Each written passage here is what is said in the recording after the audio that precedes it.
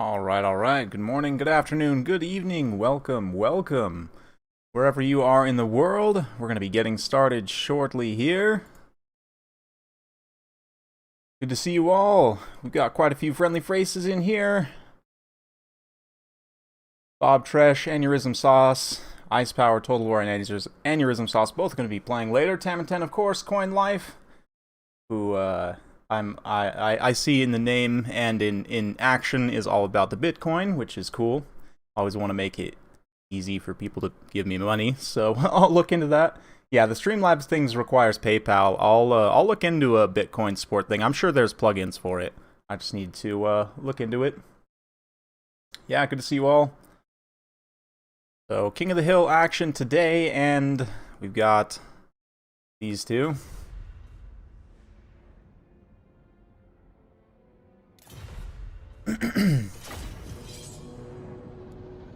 Got Albrick and A-Move Hacker here.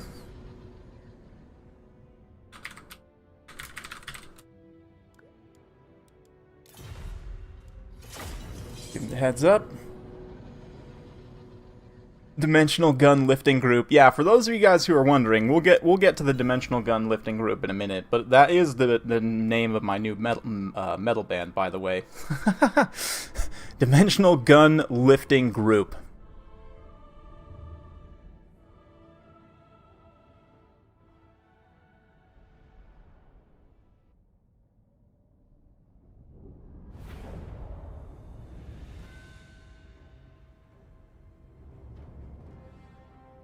Oh yeah, we do need halflings for sure. They have a steam tank that's powered by soup. Like, come on.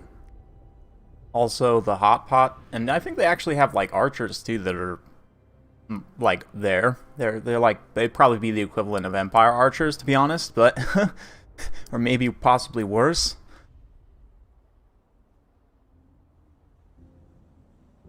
Hey, what's up, Jacob?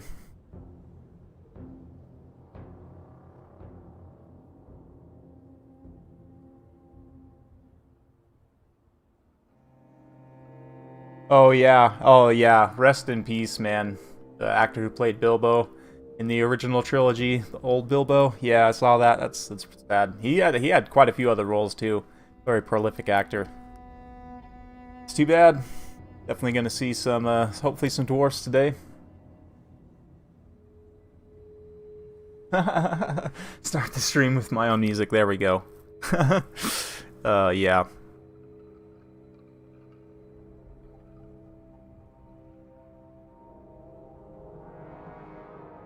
Yes, yes, aneurysm, absolutely, of course. It should be. I think I might have forgotten to mention it, but yes, absolutely. We are on the beta patch as it fixes a bunch of bugs. Yeah. I know a bunch of people playing quick battles aren't, like, for whatever reason, but if everyone just switched to it, then, like, you could find people on quick battles. But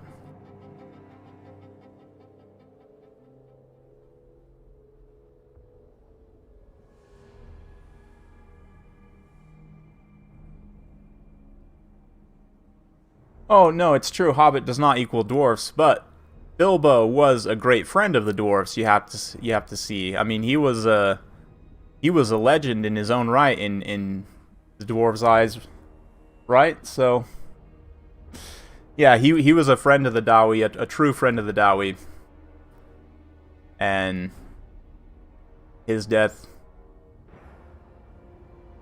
has resulted in a grudge that must be satisfied. Oh man, did somebody tab out? Who tabbed out?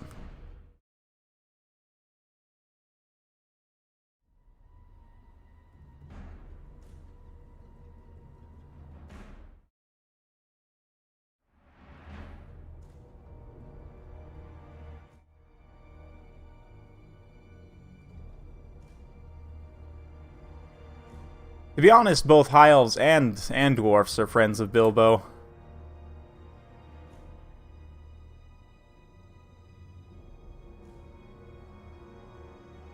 Yeah, I don't know. I think somebody might have crashed.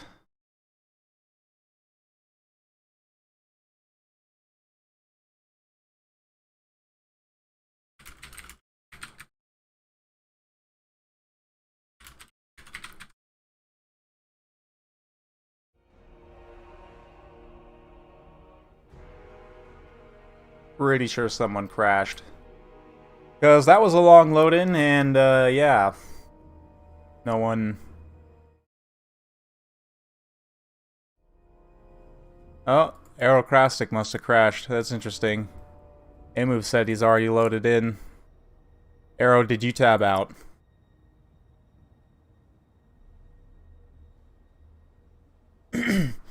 How to stop the new High Elf Rush meta using Rangers and Elites united when playing as the Empire. I'm not sure what meta you're talking about, but...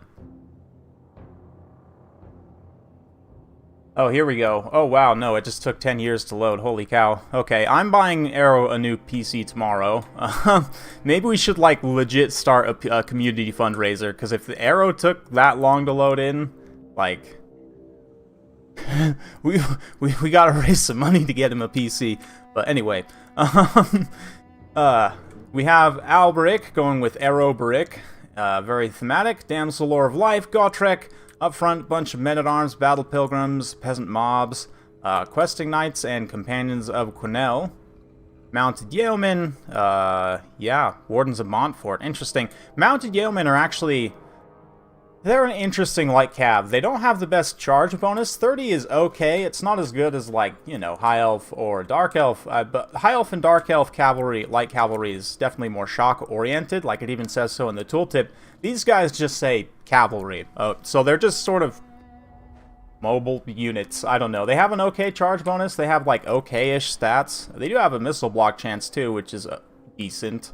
But generally they're useful for disruption or especially chasing routing units, so you don't have to dedicate your more expensive knights to chasing routing units. But in the Empire matchup, they actually can hit and run state troops okay, because that 30 charge bonus puts them up to about 54 melee attack on the charge with 22 weapon strength, again hitting for about 52 weapon strength. That's pretty good on a hit and run trade against state troops. So you can use them in that way. They're pretty good for mopping up skirmishers as well, artillery crews, things like that. So I actually really like the pick of the Mounted Yeomen here against the Empire.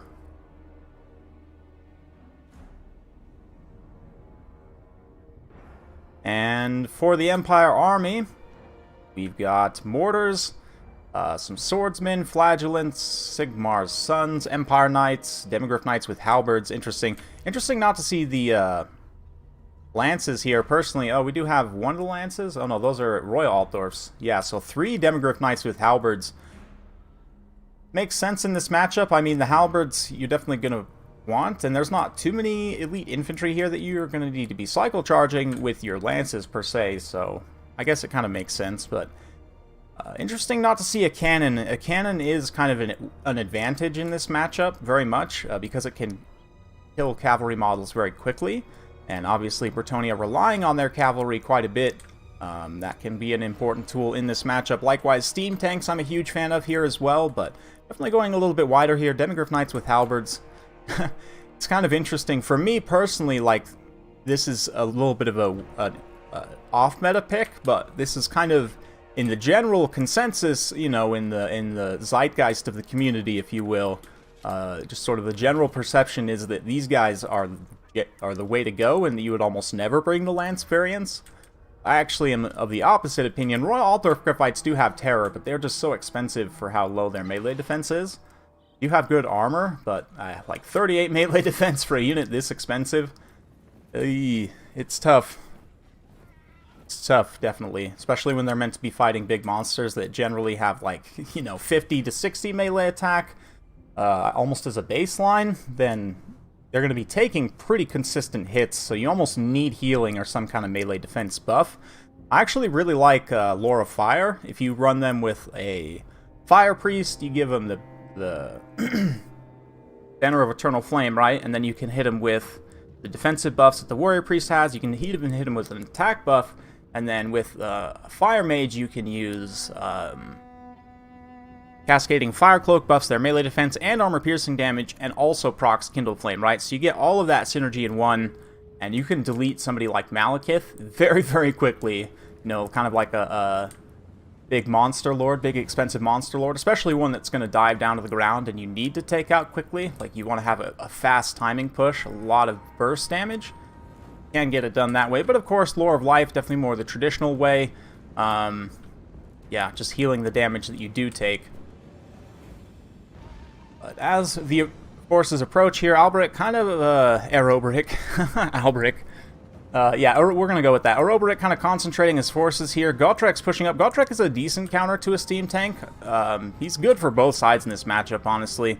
But, yeah, these Empire Knights look like they're going to try and potentially force the Questing Knights into a charge here. The Flagellants actually countercharge. Oop, nice feint there with the Royal Altdorf Gryphites. Both players kind of playing some cat and mouse here, trying to get the other to charge in. But looks like Aeroberic's actually going to... Oh, no. Ooh, really nice feint there. That was, like, right on the ground almost. But the Empire Knights do actually catch these Questing Knights a bit there. And with the Hammer of Sigmar juiced up, likewise, these Flagellants are just going to blend those Battle Pilgrims, I would imagine. Actually, maybe not so much. That's a pretty even engagement, all things considered. The Empire Knights get caught a little bit out. There are also Demigryph Knights mixed in here, but their models are all spread out, which is really not good for them. Crown of Command on them to make them unbreakable. Grand Shield of Faith as well, but they're taking a lot of damage there because their models are all spread out. They got a really awkward engagement. These other Demigryph Knights have a little bit of a better engagement, but they really need to pull away and not stay saturated. The thing about Questing Knights is they have way more unit models than Demigryph Knights, so especially in a situation like that where you didn't get a good charge and you're kind of all strung out, you need to pull your Demigryph Knights back so they can kind of maintain their cohesion, and definitely try and concentrate them in a blob. But it looks like now the Demigryph Knights have done that and are pushing the Questing Knights back, and now Alberic's in a really dangerous position here, getting isolated. But Aeroberic's going to command his Questing Knights back for another counter charge, and it looks like the Demigryph Knights are not going to take that engagement, pulling away there. So some really nice kind of charge and counter charge play from both players, honestly. Dead even on the balance of power at the end of the day. But Volkmar, the one reason I think Volkmar is just a better pick than the Archlector all around, he is more expensive certainly, but he would provide some extra mass and terror. And his AoE damage abilities also do pretty well against Questing Knights. They have 80 armor, which is decent, but the Soulfire, I mean, it does enough damage that it's definitely worth it. I mean, obviously, Archlector has Soulfire too, but you get the Banishment on top and just the mass of Volkmar. I don't know, the self-healing and everything. We'll see. As it is right now, though, the Demigryph Knights are doing pretty well. They're all relatively healthy. The Questing Knights, at the same time, are also relatively healthy, so it's really just trading these infantry. This is not good, though. Silver Bullets getting inundated by Mounted Yeomen. Great pick there by Aeroberic. And the Peasant Mobs, oh yeah, getting in on this Mortar Crew. That's also fantastic. Super cost-effective use of the Peasant Mobs there, so it looks like Aeroberic's forces are kind of starting to tell a little bit here. Gotrek's also saturated in on those Royal Altdorf Gryphites, which is not good for them. They're going to want to pull out of that engagement as soon as possible and kind of get back to this position that the Empire has secured here. But it looks like the Questing Knight's actually going to nope out of that engagement and kind of just leave the Royal Altdorf Gryphites. I almost think they should have stayed and tried to finish them off there. But I guess there are the Empire Spears supporting. You don't want to overstay your welcome too long. And there are still some Demigryph Knights with halberds, but ooh, nice. Forcing those Silver Bullets out of position. They are able to dodge that for the most part, but still forces them to move, so they're not able to freely fire into this engagement here, potentially, especially on Alberic himself. But it looks like the Empire's tanking out the damage pretty well here, all things considered. This one unit of Demigryph Knights that's still alive is super critical at this point. The fact the Royal Altdorf Gryphites are also still pretty healthy. I mean, at the same time, though, look at these Questing Knights, man. Super efficient healing from Aeroberic here. These Companions of Cornell. Oh, no, this is kind of a bad situation, though. Oh, yeah, exactly. Follow up and get on those Silver Bullets. They were about to take a face full of guns right there. And you can see Gotrek also kind of is in a position to support. Breaks these Demigryph Knights' charge a little bit, so they don't get a full charge in the side there. This is potentially a really dangerous situation for the Companions. They're a little bit overextended here. Likewise, Alberic's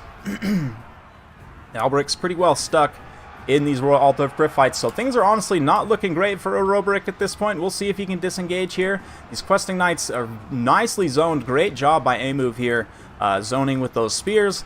And they're still going to be able to pull past, but the fact that they were able to keep them out of that engagement for so long, I don't know, though. They are coming back around now, and these Demigryph Knights are going full in on a counter charge. I think they'll probably just clean, yeah, those Questing Knights just by themselves. absolutely get cleaned there. And the other questing knights trying to get up and around to get a rear charge. But again, those zoning spears are just in the right position to keep them very, very close from getting in the right engagement. So, wow, this is a really good game back and forth. Probably one of the best games I've cast in my channel in a while. Oh man, this is such a good matchup too, honestly.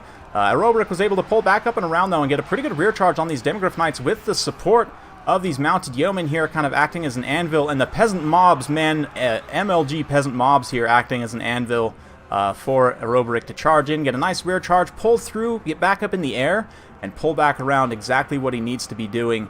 Yeah, it looks like he's going to try and chase the silver bullets off there. I would say he probably wants to stay aggressive and try and take out those Demigryph Knights before they can form up with this other unit. There's still this one unit of Demigryph Knights here. That's 18 unit models.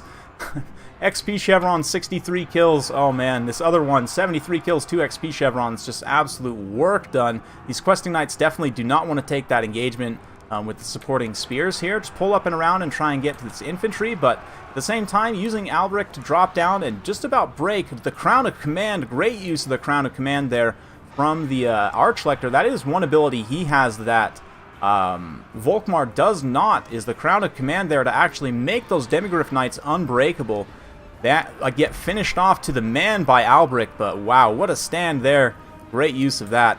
Albric took it on the chin in, you know, for his efforts, but the fact that Gotrek is still alive, I think, is pretty huge for Bretonnia. He is going to be pretty hard for them to take out in the late game here. There's not really a lot of units that will deal consistent damage to him, and the Archlector can't really fight him because he's on a horse, so despite how, you know, bleak things may look for Aerobric's forces, I don't know, I think that potentially Gotrek could carry the game here, just by the fact that he's mostly unaccounted for at this point. We'll see. But Aerobric's going to charge back down after getting a bit of healing there, and charge those Demigryph Knights. They are juiced up with the Hammer of Sigmar, but getting rid of this last unit of Demigryph Knights will get rid of the last main threat to Aerobric, and you can see as they take damage and start to get terrified away, that does equalize the balance of power significantly there. So, oh man, just absolute masterclass play on both sides here. Are you not entertained? Are you not entertained? This is absolutely beautiful. And there go the demis. Yeah, I think that's the loss of the demis. I don't want to call it early, but I think that's probably going to take the game in Bretonnia's favor. I don't think there's anything that could kill Gotrek anyway. I mean, I guess he could get worn down, but I just don't see a unit of spears wearing him down just because their DPS isn't high enough. Don't really have enough melee attack. I mean, he is a heroic unit with 50 melee defense, so they're going to struggle to make consistent hits against him, while he'll just be murderizing them with splash attacks. What if both sides pick Gotrek? You have them fight to the death. No, I don't know. Yeah, it's pretty funny when that happens. It can happen in this matchup, but here we go. This Archlector's trying to get in range to chase off some of these questing knights, just straight up charging them. And with the charge bonus, he will be able to finish off a model, maybe? No? Oh man, Companions actually, like, blocking that attack with their defense, and now getting a bit of a surround on the Archlector. This may prove to be a mistake, but the spears now come in for some support. They're going to get a little bit of a rear attack, and actually just, oh man, you see that? They just kick the horse in the ankles and it falls over. Yeah, don't use the spear. You just kick them. Clearly, if we've learned anything from Warband, it's that you should just kick. But here comes Albric, speaking of kick, coming off the top rope, full on heel to the head.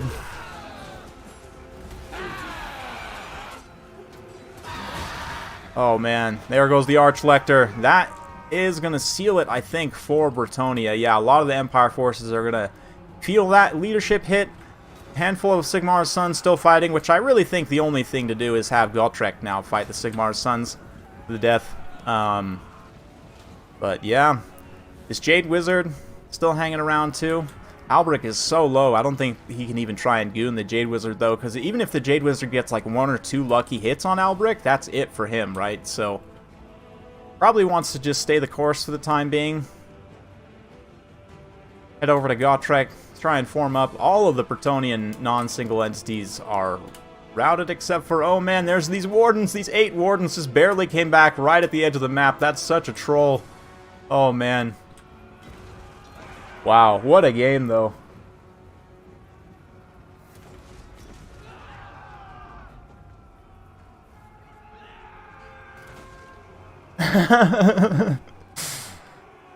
Alright, alright. In your name. Oh yeah. Oh, the sound came up, but the... What happened to the... Oh, what happened to the thing? The box didn't go. Oh well. You guys heard the sound. Let me test the alert box here, make sure it's actually working.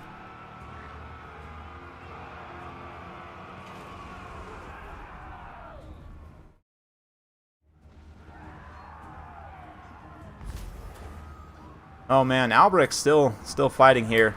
But Gottrek's got this. We'll just put it on close-up Gottrek camel. I get this figured out on the side here. Kill the soldiers! Our liege lord demands! Okay, let's see. Get away! Sound will be cutting out in and out a little bit, but that's fine. Okay, let's do this.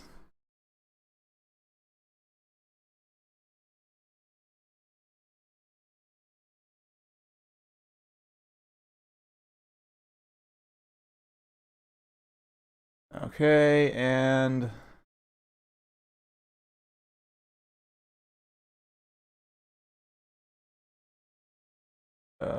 Apologies. Really should change the sound settings so they stay on even if I'm not tabbed in, but that is what it is. Okay, this. Yeah, see, there we go. I don't know why I didn't pull up for you, but anyway.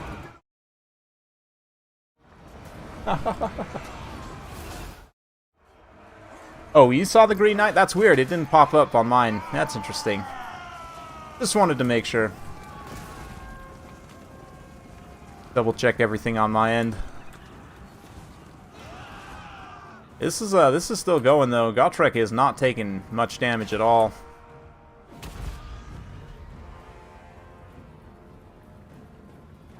And it looks like Albrecht is... Gottrek 300 kills? Yeah, we'll see. He has 125 right now. I don't think he's going to get the 300.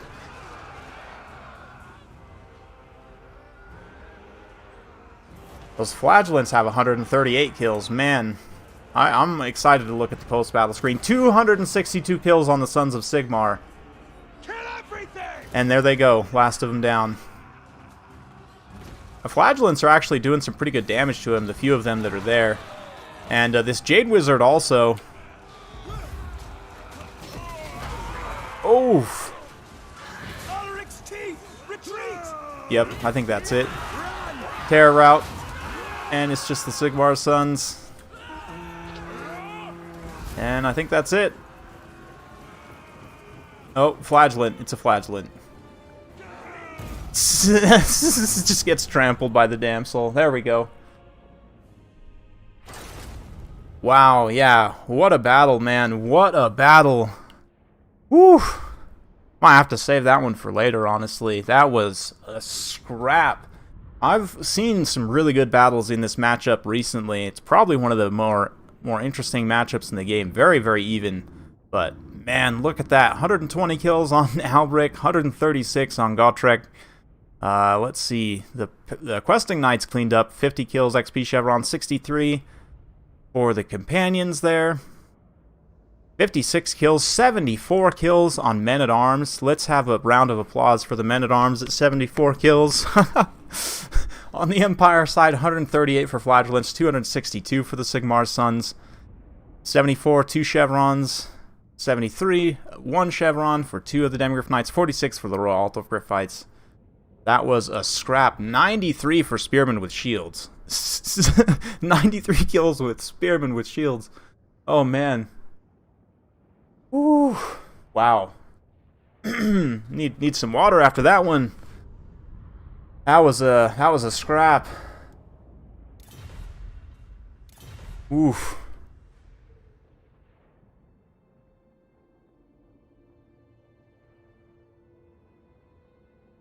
Wow. You know what would probably beat Gotrek is 2 captains. Fighting him at the same time. But anyway, yeah, that was a scrap, man. Let's get the next competitor lined up. GG to all involved. Go ahead and have a look at the list here.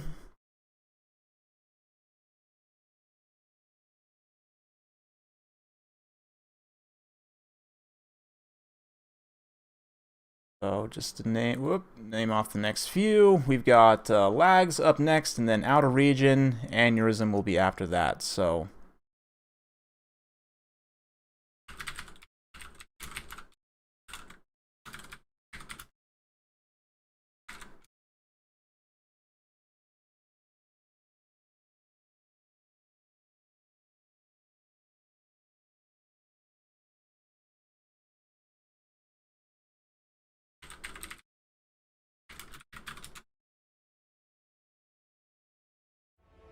all right. Get some more Med 2 music going here on the side. Wow, that was a battle. Whew. Yeah, I'm saving that one for sure. Hop over here. Get the next map lined up. We'll do Castle Drakenhof.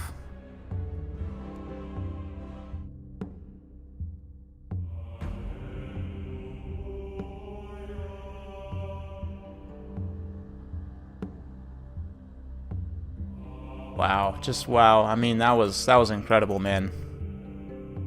I might cast that one again, honestly. Although I don't know, that live cast was pretty good, I feel like.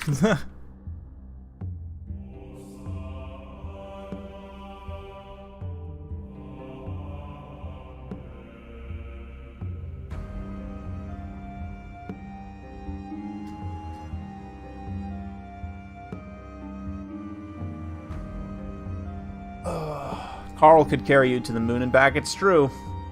It's true. Although Carl can be a risky biscuit if they go with like Pegasus Knights and Lewin in the air, because then you'll just lose in the air. You have to fight on the ground, which if the Bretonnian player plays their cards right, is, you know, they're gonna get good engagements. It's still a lot of cat and mouse, which is why this matchup is so even, but.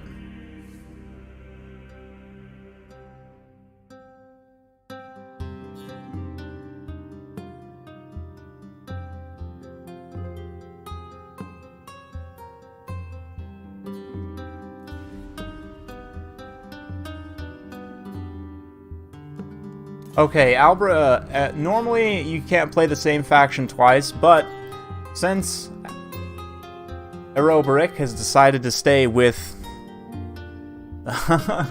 Bordelot, I'll allow it.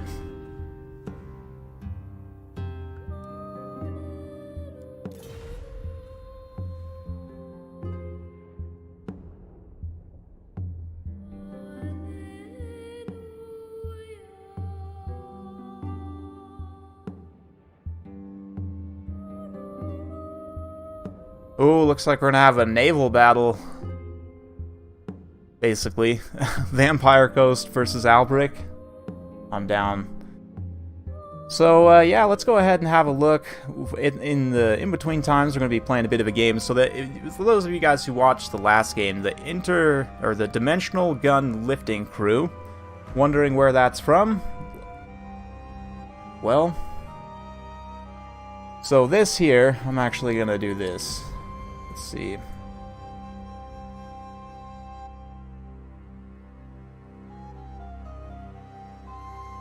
So this is a thing. We're gonna play a game of Guess the Unit. This is for the rules from a Chinese tournament that some people are participating in, and they translated the rules, sort of. And the names of the units, if you translate them literally, as is often the case with translations, are really interesting. So we're going to go ahead and you guys can have guess at what these are, and just look at these for a moment as we get prepared here.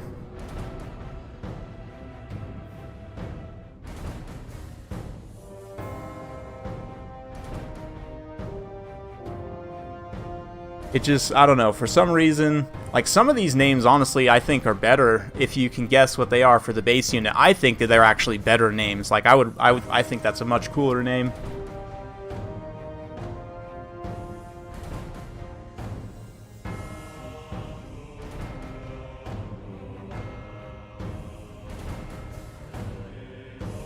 Yes. Sad swords.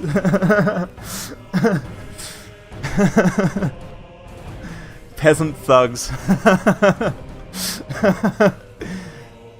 Peasant thugs makes them sound way cooler than they are. They sound like they could actually beat you up.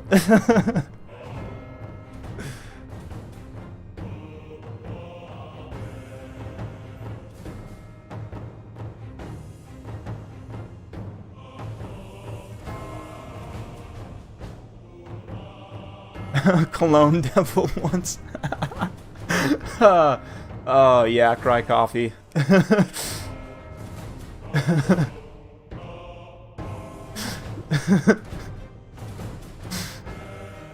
Serial killer hell cannon, right?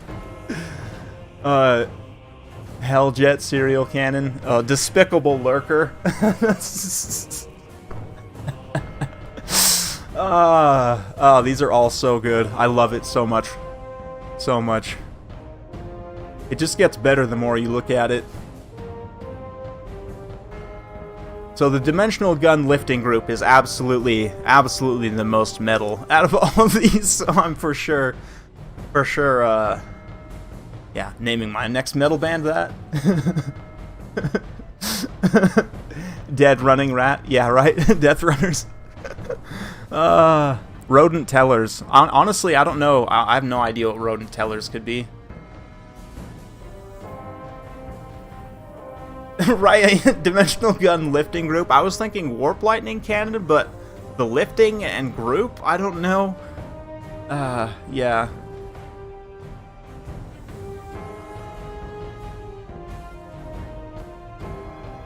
Runny nose pump car.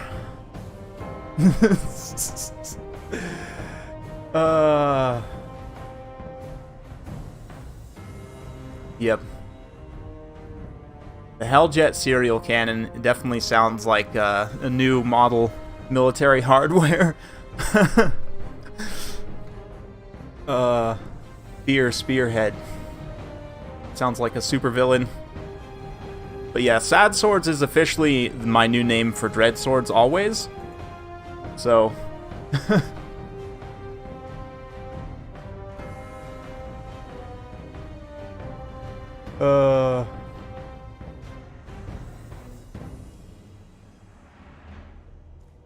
Rodent tellers or mousy employees at the bank who complicate you cashing your checks. Oh, yeah, that's what's up, Cry Coffee. Oh, coming in with that caffeine. That's good stuff. All right, let's have a look at these builds. Of course, Albric coming in on horseback this time, as it is up against Vampire Coast. Makes sense. We've got Gotrek once again. Stellar pick in this matchup. Men-at-Arms with shields. Battle Pilgrims, just going infantry-centric. Grail Guardians, interesting. Very interesting. And one unit of Grail Knights, Battle Pilgrims. I'd imagine we have some cannons, but on this map you can sort of get a bit of cover from cannons. Because of the sloping and everything. Actually, mortars, one carronade. We do have a Rotting Leviathan, Nocti Boy up on a Necrofex, bunch of handgun mobs, some bombers. Pretty solid build overall. Sirens could be a problem. Scurvy dogs. Dread spears. Spearhead. Fear spearheads.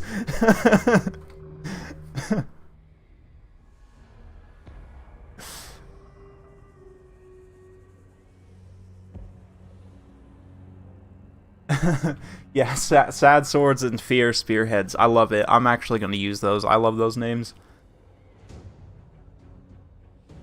I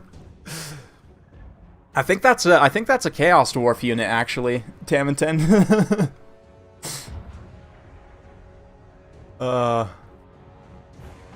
Yeah, Battle Pilgrims are super solid here. They'll destroy zombies. The bombers will, on the flip side, destroy the Battle Pilgrims, There are no archers to take out the bombers, which is a bit of an issue.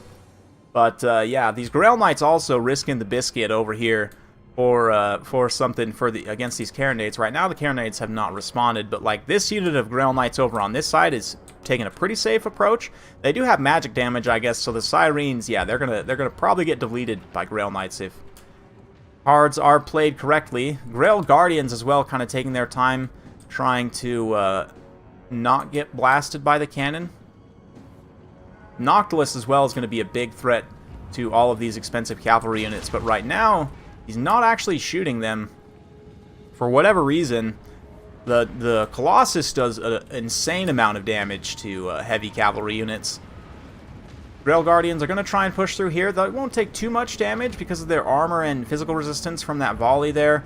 They do get blocked somewhat by the zombies, but they'll mostly be able to push through and get back and get on those gunners. No, actually, they do get turned there. That's pretty bad. But at the same time, the bombers here are going to get wrecked by Grail Guardians on this side. Grail Guardians eventually start to push through there. We've already got summons popping up to start to deal with Gotrek. The pistol summon's actually pretty good if you can catch him out in the open. Gotrek's taking a lot of damage from those handgunners, man, just tanking it out right now. But all of that damage is not being done to these expensive knights, which is nice. The Sirens come around, do find though, or get found rather by the Grail Knights. Grail Knights don't get the best charge there. They get charged by the Scurvy Dogs, but they are trading against a lot of value there, so that's kind of to be expected. These Grail Knights though, oh man, could have potentially charged that Rotting Leviathan, but instead trying to push past and get back at some of these ranged units, which is obviously a good idea. The Damsel took a lot of heat there as well. But yeah, this Carronade right now, free to fire, actually has a beautiful side shot into these Grail Knights. I don't know why he's not taking this shot right now. You could just absolutely blast these Grail Knights point blank and get them off the field. The Grail Guardians have taken some of that, but as it is right now over on this side, just the volume of heavy cavalry and the fact that it's so spread out, the zombies really don't have enough guns to deal with everything, and I almost wonder if this other mortar would have been a Carronade, probably would have been a lot better off here. The infantry fight's going okay, though, for the zombies. Bretonnia's pushing through, but the bombers are doing some damage. But Battle Pilgrims eventually will start to push, but this flank has been crumped pretty hard. These Grail Knights and Grail Guardians, the fact they are able to get in here mostly unopposed without having taken too much damage, crumping the gits absolutely. And these handgun mobs, not the black spot. They don't have any kind of defensive stats against this. The halberds are also too slow to respond here. They're kind of just sitting passively by these artillery pieces, so getting a little bit rolled. But the Sirens actually haven't died. I'm very surprised. They actually able to tank out the damage from those Grail Knights and eventually just sort of let the dogs take it, I guess. They could pull away and get back to this this side here. That could be pretty good, but I guess Grail Knights, without their charge bonus with their melee attack debuff, don't have the best offensive stats, and Sirens with their 32 defense actually would not get hit too often, so maybe that makes sense, actually. It's kind of a weird engagement to stay prolonged in, but yeah, Grail Knights, Grail Guardians here saturating the zombies, starting to get on top of these artillery crews as well. Point blank blasting will do a lot of damage from Noctilus, but the fact that like these single entities, especially like Albrecht and Gotrek, both anti-large. Albrecht with his trident here, we'll get in close as he bops the crab there. They should do pretty well at dealing with these single entities. You can see a lot of the zombies have enrolled at this point. Bombers mostly offline, so Bretonnia is really in a nice position here, pushing through. The Sirens over on this side getting wrecked by Gotrek. Gotrek does magic damage. That's not good. They managed to escape the Grail Knights, only to be found by the Angry Dwarf with the Mohawk, who also does magic damage. So just a bad time all around there. But Grail Knights, you can see charging in the background. Mortar still online, really not doing a lot. Mostly just friendly fire to these zombies, but oh man, check out this wave too on this nice condensed unit of halberds. It's gonna hit some of those peasants, but hey, they probably deserved it. Oh yeah, right down the line there. Beautifully done, and a nice Awakening of the Wood too. Aerocrastic's been using that Awakening of the Wood very consistently across the battle to just do consistent DPS to handgunners, whatever zombie crews, like the bombers as well. Just in general, really, really good stuff, and kind of saving these single entities until the end, just sweeping all of the zombies off the field as much as possible rather than trying to focus on them and getting gunned down. But at this point, Noctilus is in trouble. He is running from Albric. Albric's got heroic killing blow up to 660 weapon strength. And yeah, he is giving Noctilus the business there, absolute business. Gotrek, where's he hanging around at? He's still fighting here. He could come in and give the People's Elbow to the Rotting Leviathan, finish that off. But I'd imagine once Noctilus goes down, that's going to trigger army losses. Yep, there it goes. Very nicely done.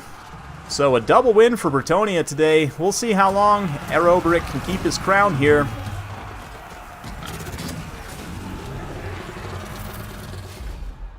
Beautifully done. Yeah, and I mean, I feel like Coast had tools to somewhat deal with that. Gotrek was going to be a problem, kind of regardless.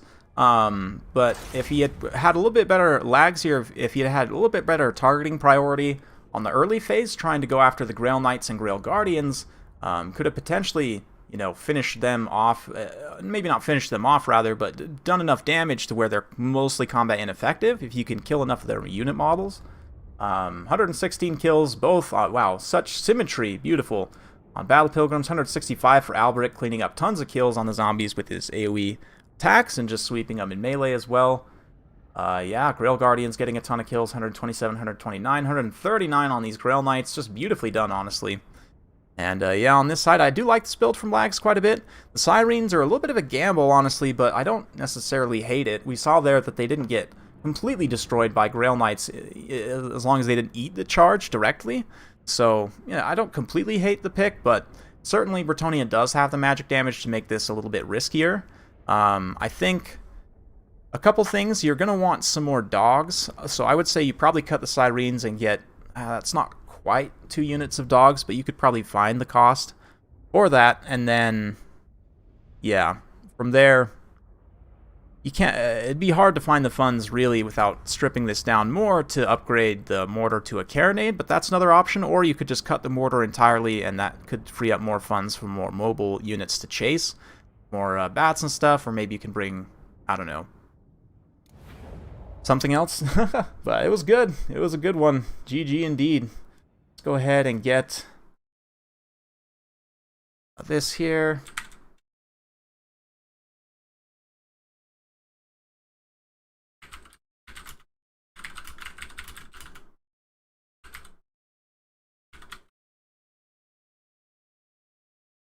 And double check the list, make sure we got the next competitor on station. Just a moment. Looks like Aneurysm is up next, and then Falcon after him. So we're moving down the line.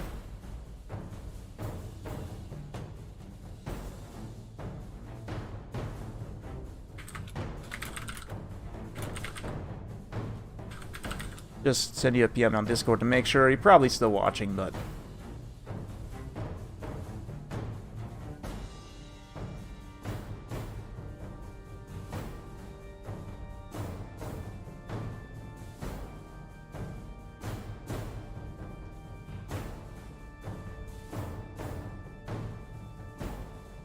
Oh, Aneurysm. Okay, let's see. Go ahead and pop the wonderful screen blocker back up for a moment. You guys can have a look. Those of you just joining.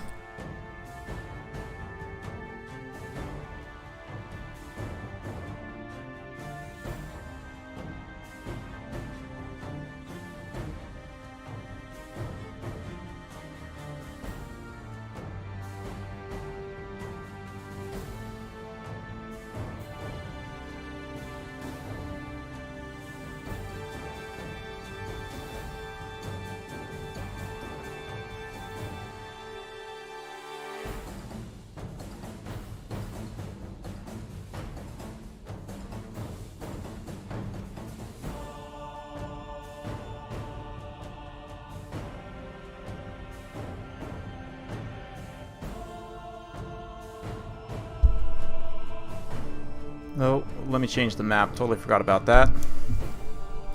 We'll go with, let's see here.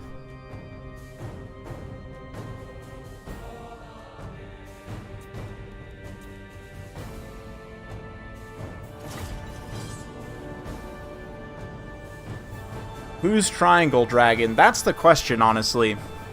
Who is Triangle Dragon?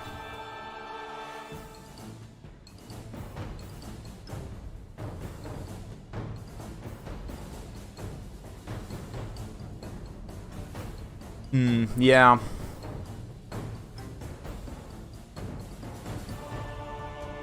Star Dragon? You think so? I was literally thinking, which dragon is the most triangle shaped? But no, that actually makes sense.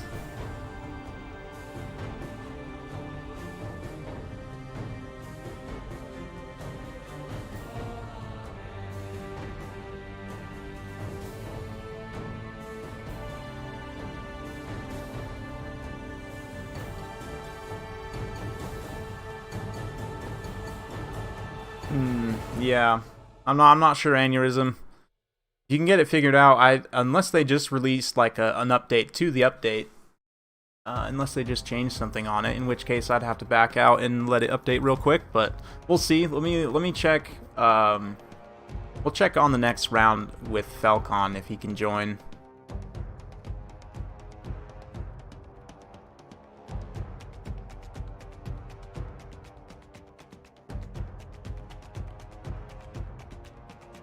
So the fact that Cologne Devil and Ancient Cologne Demon are two different things, I kind of question a little bit.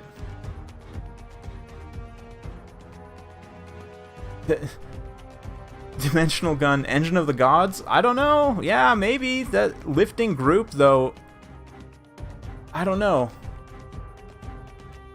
Warp Grinder? You think it's Warp Grinders? Interesting. But see, then they're not lifting the dimensional gun, though. Like, I don't know. Helljet serial cannon. Huh. I don't know, Aneurysm.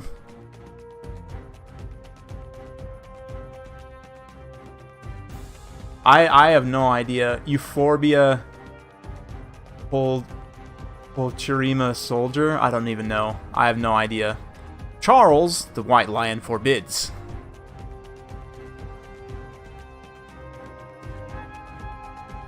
No, let's see, yeah, it's Cologne Devil, Ancient Cologne Demon. Yeah, I don't know. Anyway, these guys are loaded in.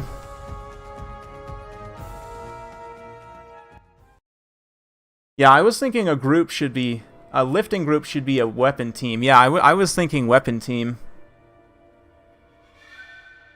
Oh, Giselle, Dimensional Gun. Okay. Warplock Giselle. Dimensional Gun. I see. Alright, I think you got it. Wow. Points to Malox. Yeah, I think it's Giselle. I think you're right, because Warplock Giselle could be Dimensional Gun. And lifting group, yeah, like weapons teams make sense, like a group that's carrying them.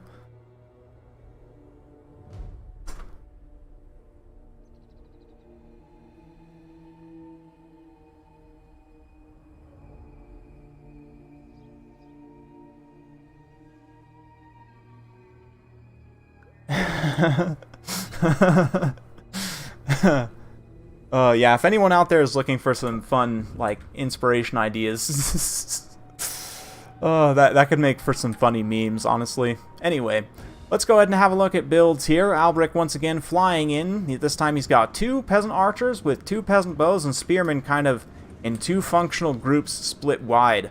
And then we've got Grell Guardians and Knights of the Realm supporting each side. So interesting kind of dual prong attack here. We'll see how that pincer movement plays off. As for the Beastmen, Goreherds up front, we've got the Blackhorns Ravengers,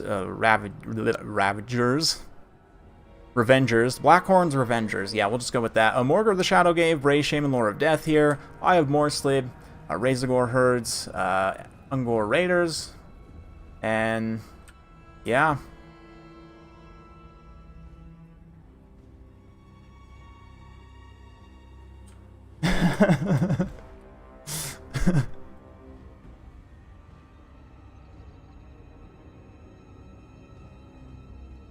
I think the serial hell whatever gun, I don't even know. I think that's the Hellblaster volley gun, if I had to guess. The serial cannon.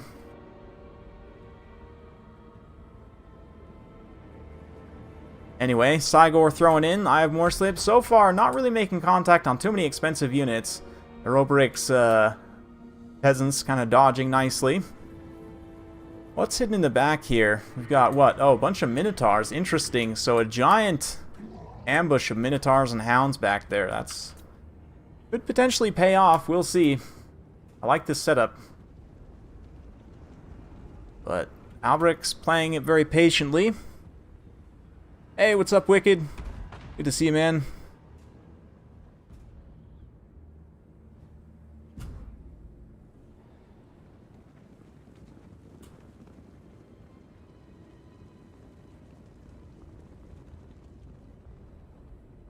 Oh, did we freeze? No! No. Don't. Okay, we're good. We're good. Oh, no worries, Aneurysm. No worries. You're up next anyway, so it's good timing.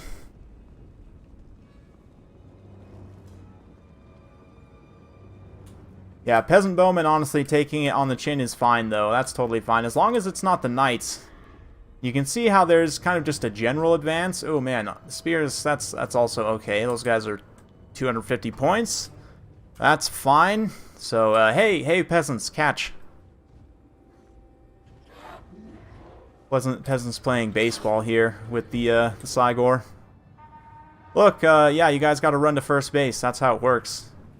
Come on, you're not there yet. Yeah, no, first base is over there where the Cygor is. That's how baseball works, if you didn't know. A giant one-eyed monster throws rocks at you, and you run towards him. So, off you go, lads. You know, if you prove yourself, you might even get drafted for a rookie contract. Oh, nice overshot there on the double layer. But the Knights have already started to come in and start to charge. Oh, man. This is potentially dangerous, though. Razorgore herds overextending. And, whoa, they do pull back, though. Nicely done. Screening out with the spears, although they kind of get caught still on the side. Almost should have probably gone straight through the spears there, but an escalation definitely as the Hounds rush in. You can see the Minotaurs also have been deployed, but because they were kind of far back over here away from that battle site, they are going to be seen in advance, and Albric's forces will be able to pull away there. We'll see. Albric himself might be in a little bit of danger here if the Hounds can keep him pinned on the ground, which, considering he's running into the forests and they have Strider, they probably pretty easily will be able to keep him on the ground. That might have been a pretty fatal mistake, but actually, no. The Minotaurs instead go after this unit of Grail Knights in the front line, so it ends up not being too big of an issue. But Albric is stuck up in the pigs. The pigs are getting cut down slowly by the Grail Guardians, but yeah, here come the Minotaurs with shields. No, oh man, they really got to be decisive. I would definitely come back and with the forest ability, the fact that you can force this engagement like on this little side here with Albric, absolutely I'd be using the Minotaurs right there as a priority. But here, I Have More Sleep does manage to get a Warp Gaze here on these Knights of the Realm. They're going to get absolutely mopped by the Butchers of Kalkengard, and the Grail Knights do get a rear charge there, doing a pretty good amount of damage. A lot of the supporting infantry for the Beastmen have kind of been scattered to the winds, which is not great. Definitely, Bretonnia will be able to get a lot more clean charges there. Albric's still fighting in the forest, but the fact that it's just been Razorgore herds this whole time means that he's totally fine. The Grail Guardians and Grail Knights able to mostly bail him out there. Yeah, a lot of Grail Guardians, which is pretty interesting. Spawns have been summoned, though, here in the center pocket to try and help defend. I Have More Sleep also pretty healthy. The Peasant Archers could potentially be an issue, but very nicely done with the Blackhorn's Ravagers, getting into the back line and starting to mop those units as the balance of power turns against Bretonnia from the summons primarily, but also just in general. They have lost quite a bit of value, but over here, all of these Knights being so healthy and Albric still being so healthy means they're absolutely in the game if they can weather these summons, and it looks like probably both the spawn summons online. Yeah, there's a lot of spawn in there. Yeah, both the spawn summons online right now, so there's a big power spike on the balance of power from that, and if the Bretonnians can weather it, this is not good, though. Losing the caster in this big blob is a big mistake, and the fact that she is going to get routed off here, yeah, and probably just straight up killed, honestly, means no more healing, so Albric's going to have to be very careful playing with these knights not to take too many charges, especially from those minotaurs, and instead he just rushes straight in. Oh, no, no, no, no, no. Yeah, I was going to say, don't rush in. There's tons of spawn there. Pull away, try and, you know, take these periphery engagements, and just clean, units out on the open field, and wait for those chaos spawn to degenerate before you try and take on those minotaurs. Because all of them in that big critical mass there is going to be basically impervious to those knights. But at the same time, the knights are not really able to pull away super effectively there. A little bit of miss micro, but now getting screened out nicely by the infantry there. Able to pull up with those other knights, but another warp gaze on those Grail Guardians, nicely done. Does allow them to get caught and probably mulched by those Minotaurs. We'll see. Let's get in close. The Grail Guardians try and defend themselves. Looks like the warp gaze didn't last too long, but it did cost them a few unit models. Maybe the Grail Guardians just want to stand and tank, though. They're actually not taking that much damage at the end of the day, all things considered. And if they can provide a little bit of an anvil here, now that the spawn are gone, exactly right. Charge back around with these other knights and start to saturate. And you can probably beat these Minotaurs, so all of a sudden, just on a flip like that, the engagement can kind of turn. Balance of power still in the Beastmen's favor for the time being, but like these pigs and other anti-large units really need to come back and support this engagement, try and bail out those Minotaurs if they can. Grail Knights and Grail Guardians, though, they're still kind of struggling. It'll be a little bit of RNG, and it's going to be tough. The Minotaur is actually holding very well into this late game. I think the Grail Knights have kind of overstayed their welcome. Probably need to try and disengage if they can. But one of the units continuing to tank here and kind of hold. They might get fully surrounded, which is not good. The supporting spears coming in is really potentially going to turn this engagement. We'll see. More Grail Knights over here, though, that could come in for a rear charge and clean these Minotaurs. It does look like the great weapons got broken. I can't see the... yeah, it looks like the Butchers of Kalkengard are still alive, though. That is pretty critical. Albric's able to get back up in the air, though. Albric about half HP. Pretty decent. I don't know, though. Bretonnia's starting to get worn down a little bit here. Spirit Leech on the Grail Guardians. What do we have? Some Grail Guardians there. These Grail Knights potentially coming in for a rear charge. I don't know. I feel like the balance of power is a little bit falsely inflated here. I mean, the Eye of Warsleep certainly is a menace, but once it's isolated from the supporting elements here, nicely done with Albric forcing the terror route on some of these units. Blackhorn's Ravagers do manage to hold their leadership, but getting rid of the spears definitely helps the Knights, obviously. The Grail Guardians, I don't know, like the balance of power I feel like is just such a liar right now. These Grail Guardians are going to do very well. Knights of the Realm, nice countercharge on those Razorgore herds out in the open field. Will cost them a little bit, but they'll be able to rout them in return. And let's have a look. The perfect vigor for these Grail Knights and Grail Guardians will come in massively in this late game, as the rest of these units are exhausted. Blackhorn's Ravagers are still fresh as well, though, as they have that rowdy trait. As long as their leadership stays up, they'll be able to stay nice and frosty. But, oh man, this is a bit of a problem. The Eye of Morsleep still has a lot of ammo left, so Albric's on a bit of a time schedule here.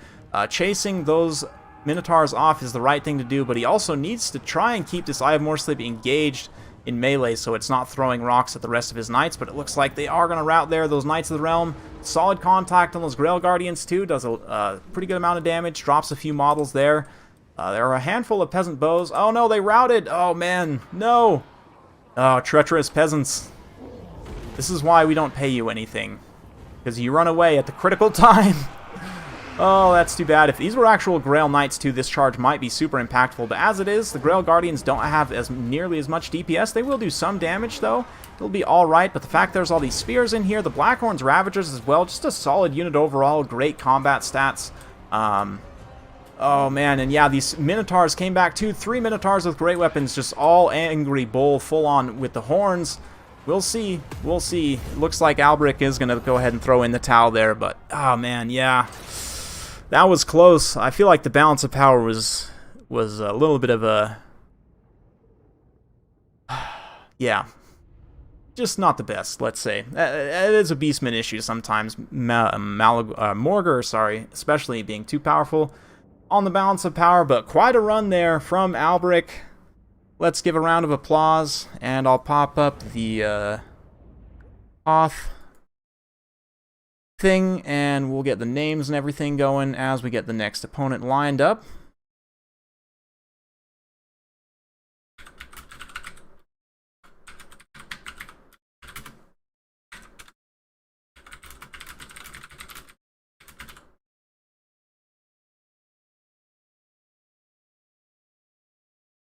Let's get this going here.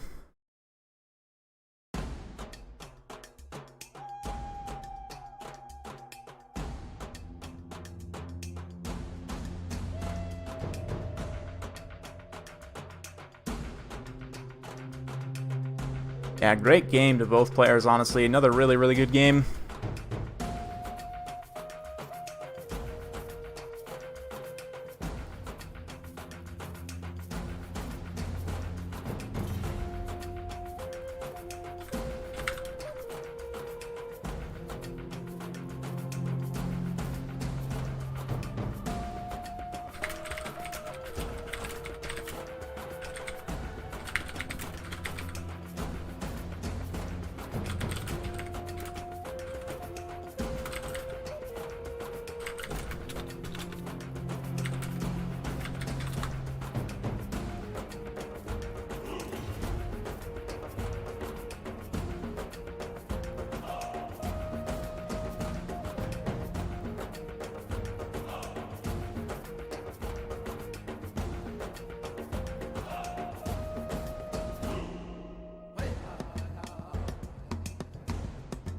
Alright, now that that's set up, let me get this scoreboard updated. So let's see here.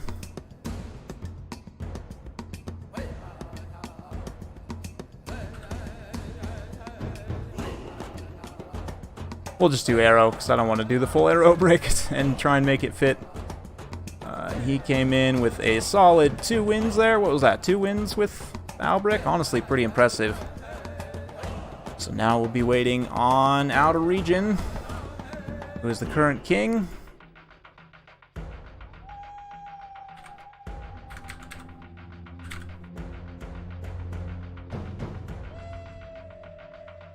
Go ahead and get that here.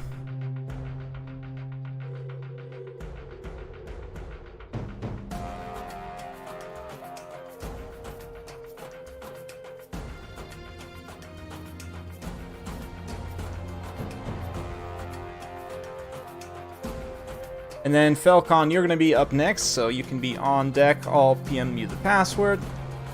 And after Falcon, we've got Jake.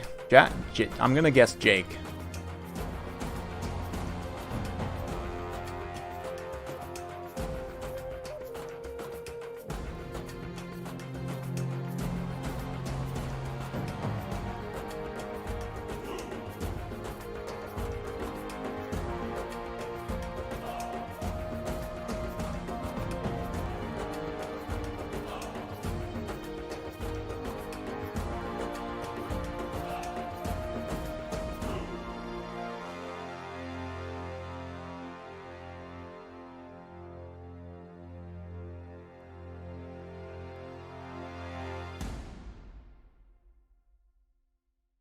The balance of power, to answer your question, it doesn't really impact something per se. It's more of a measure of something, but that measure can get skewed by certain things because the way that it measures value, like your army value,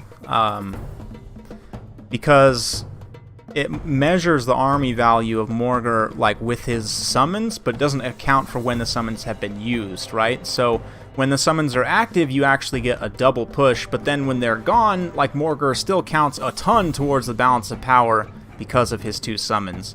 So it's weird because of the way it calculates, the fact that he has 2 bound summons that are both, 900 point units.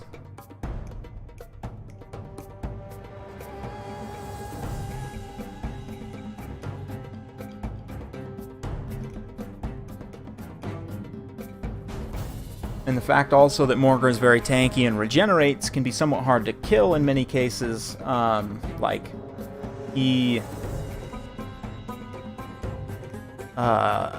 His army value doesn't get diminished very easily on the balance of power, so you're almost always getting his full value. So, I don't know. Yeah. It means that there's leadership debuffs for critical army losses, but also I want to look. I'm pretty sure there's one for just damage taken or casualties sustained on general army. I would need to look again. Maybe not, but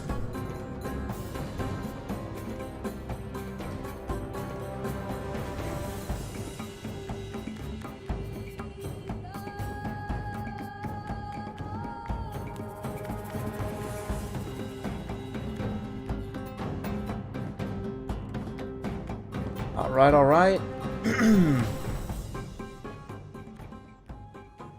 Here we go. Empire versus Beastmen this time. And yeah, for Outer Region, we've got 3 Pistoliers up front. Huge fan of that.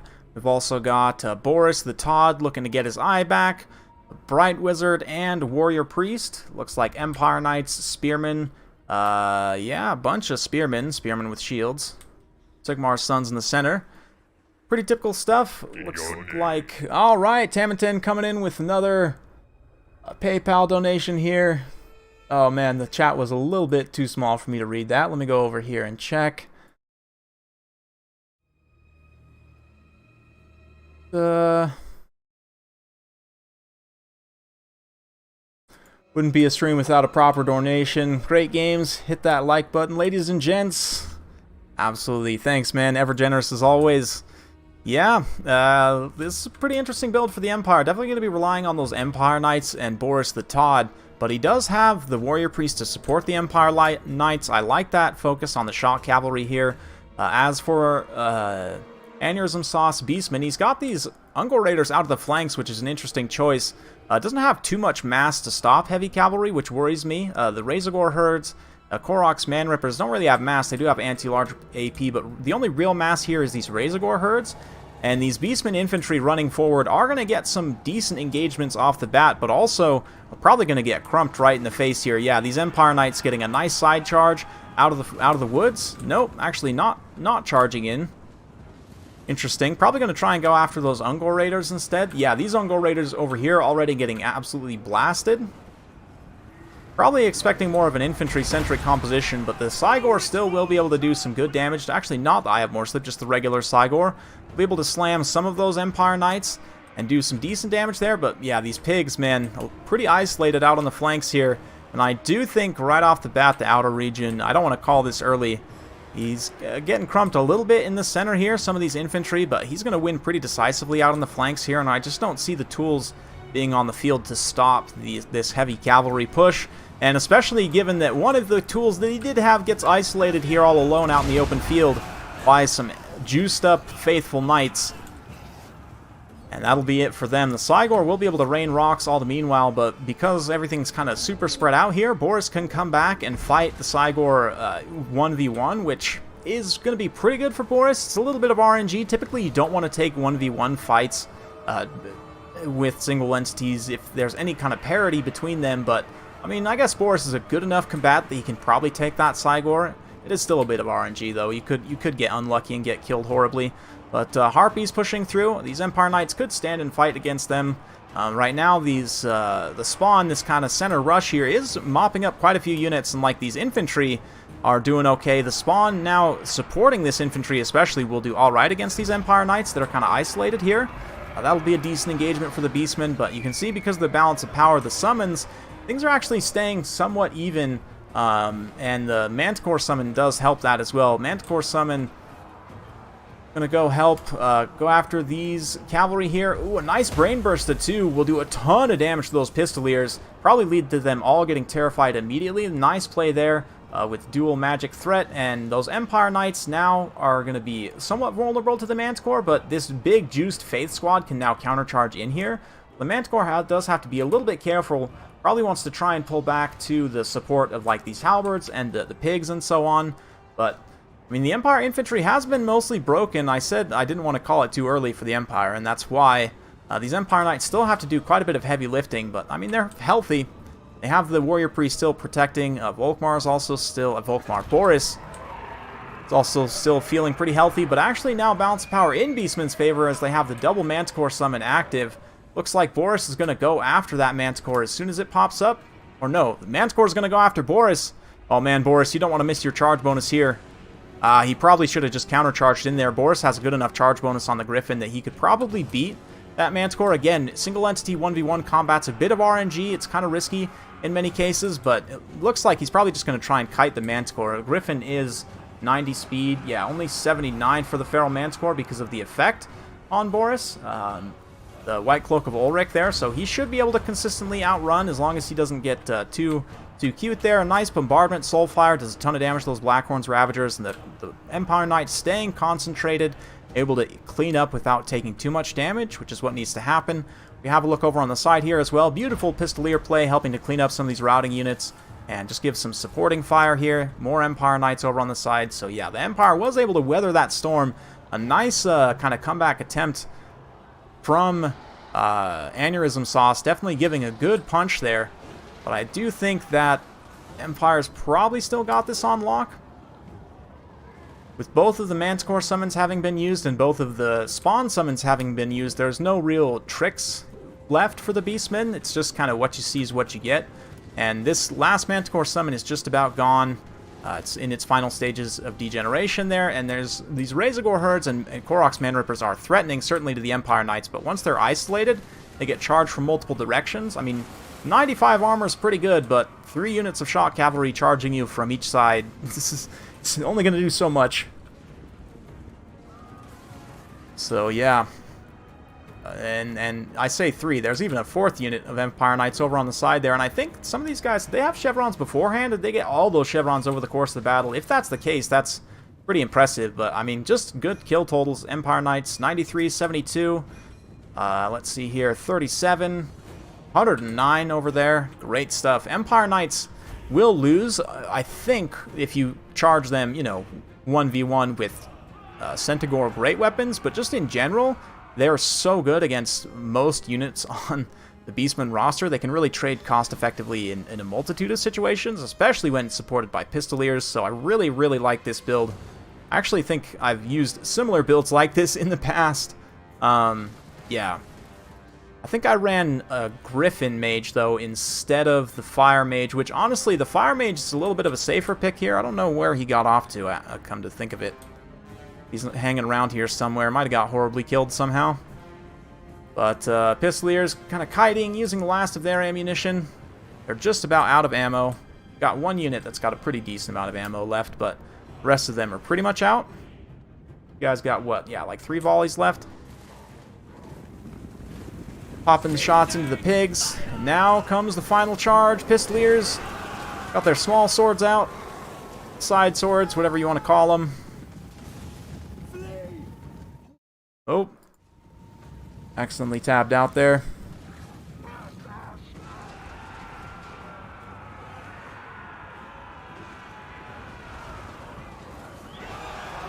And there it is.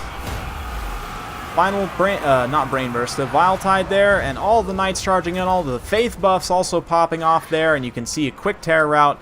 Beastmen very quickly realize that there is no hope for them here, and that all is lost, and they should flee back to the woods, and yeah. Kazrak's not here for Boris to take revenge on, but certainly, you know, let's just say that Boris will still take his revenge out on Morgur, and probably pull an Eltharion and, like, imprison Morgur and interrogate him and all that jazz. Anyway. Great stuff. Great showing from Outer Region. Aneurysm Sauce, a little bit of a tough engagement there at the beginning, but was able to pull back very nicely and just about force some good things, but just excellent shock cavalry play from Outer Region, which is something I love to see. This build, honestly, is a 100% DAV-approved build. 10 out of 10 for the Empire. 4 Pistoliers, 4 Empire Knights. With Boris at the head, we've got a Warrior Priest. Yeah, just a great build, honestly.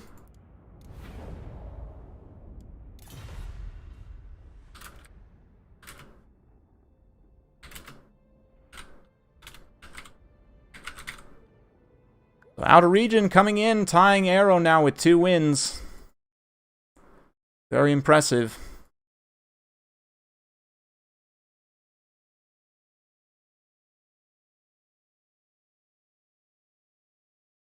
Very, very impressive. Okay, and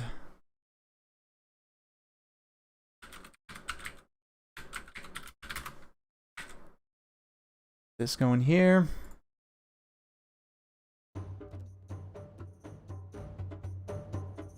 Pistoliers! Oh yeah, super nice. Let's go ahead and lock in the next map. We'll do Harriot Ridge.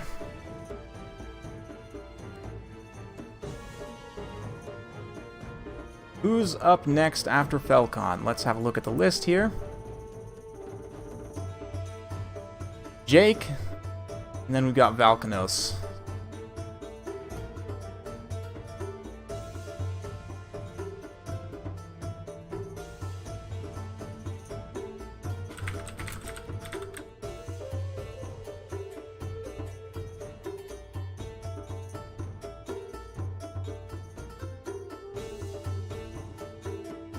Oh, Wicked, do we really want to go here on stream?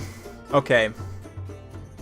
Alright, you asked for it. This is gonna lose me subscribers, I know it, but I have a controversial opinion about pineapple that gets me hate from both sides. You want to hear this?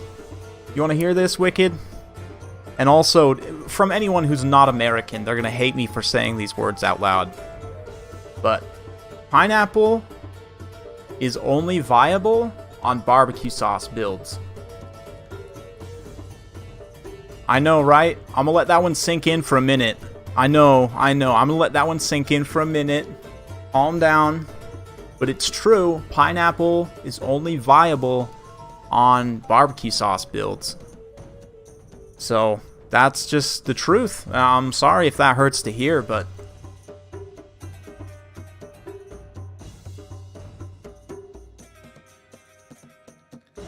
and see, there's a very specific reason for that. Barbecue sauce already has, like, a sweet element to the flavor, and the pineapple, in my opinion, kind of enhances it in a way. It gives it a little bit of an extra zing.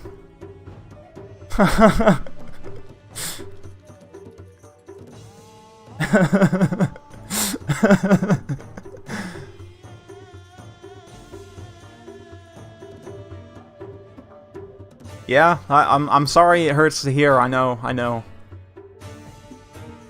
But, yeah. Yep.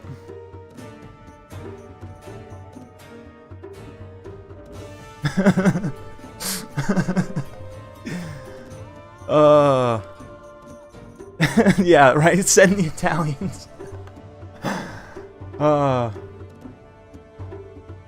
Oh, now see, Sharinical, now... Sharon call. Now you've got me intrigued on a curry pizza. Whoa. Alright. I'm gonna have to try that, because that's next level. That's like 5D, 5D chess.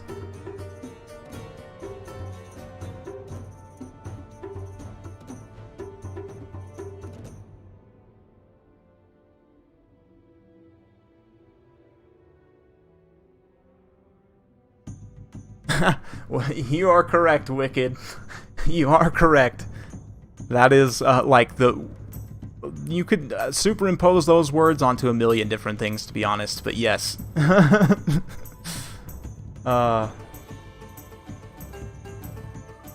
no, I could see certain curries, though. That would be, depending on how spicy you go, though, man, that would be the spiciest pizza I've probably ever eaten.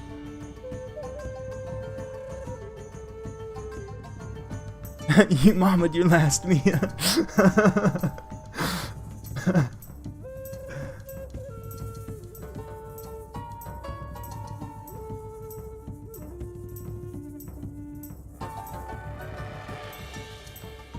It's not a pineapple pizza. Yeah, I think pineapple on, like, marinara sauce pizzas, like a tomato sauce pizza, is disgusting. Like, I'm not about the Hawaiian pizza, but if the flavor combination with the barbecue sauce is actually really good, in my opinion.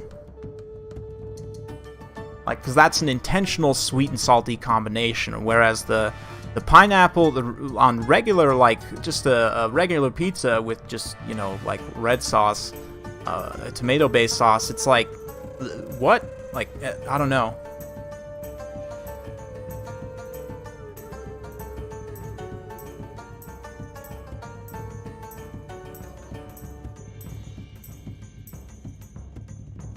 Interesting. Banana? That's I don't know about that. Yeah, I'd probably skip the bananas too. That's a little bit too much. That's a little bit too strange even for my tastes. But yeah. Yeah, probably going to turn into a chaos spawn for talking about this.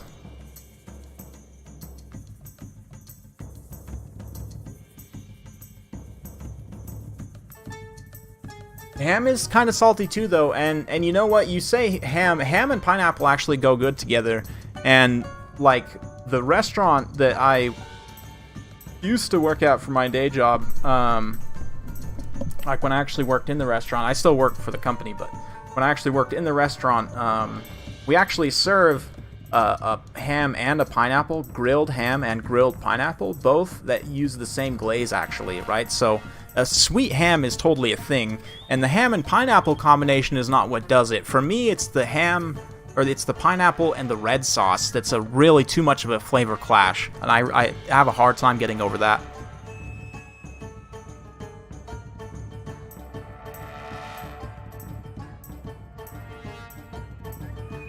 Yeah, barbecue sauce pizza doesn't exist outside of America, which is why for a lot of my international viewers, like, it's just kind of hard to get context. But honestly, barbecue is, as a you know, full red-blooded American, barbecue is amazing. So good. And barbecue pizza is also the best, you know, thing, not the best thing, but it's one of the best things that we stole and then misused and abused and created something new.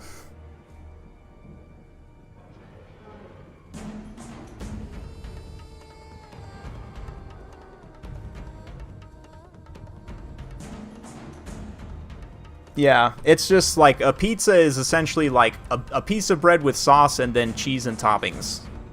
Like a flatbread with sauce and cheese and toppings. Basically, again, and it can be any sauce too. Like, we have stretched the definition so far, and people do the silliest things that... Yeah, and as a Brazilian, too, like, Brazilian pizza, I could talk about that for days. It's probably a little bit closer to Italian pizza, but they still do some interesting things. Like, they have a lot of dessert-style pizzas, but anyway. Let's get to the actual fight here. We've got Coast against Wood Elves, Scurvy Dogs for Outer Region pushing forward. There's a ton of skirmish firepower here, though. What is this? 3-way Watchers, 3 Deepwood Scouts. We've got a bunch of tree kin, that's okay, I guess, and an ancient tree man, so a very strange build. I do like the skirmish line potential, but tree kin are just so bad. We've got giant double crab here, Silostra, and a rotting leviathan. They're going to have to be careful against this heavy AP missiles. We've also got Lamprey's Revenge and a fleet captain, though, so that is a lot of HP to have to burn through, plus all of these zombies here, some pistol mobs, and some scurvy dogs. Yeah. By the way, and one more quick aside on the pizza thing. Another very American thing is buffalo sauce, which is the sauce that you use to make wings, like hot wings. Which, again, if you have never tried, you won't have any context for, but it's a really good flavor, to be honest. That also on pizza it's pretty spicy, but it's good. Very, very good.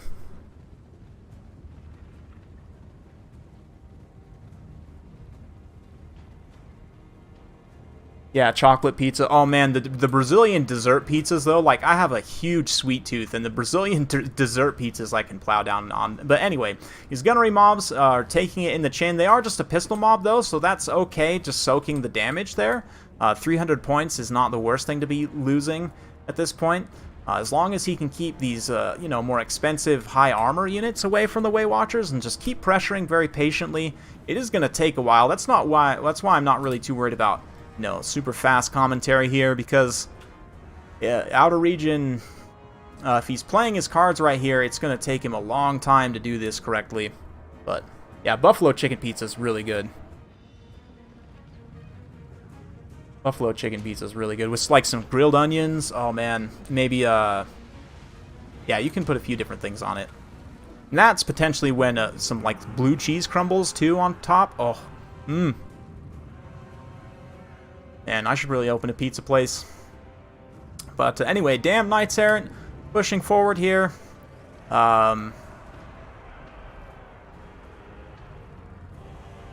And yeah, the Scurvy Dogs also pushing up and around the side. One of the Scurvy Dogs took a volley there to the face and took a ton of damage, but the rest of the Scurvy Dogs have done a pretty good job staying alive. These damn Knights Errant, though, were summoned up pretty early, and I mean, all these tree units do magic damage, right? So he has managed to catch the tree units forward, though, with the charge.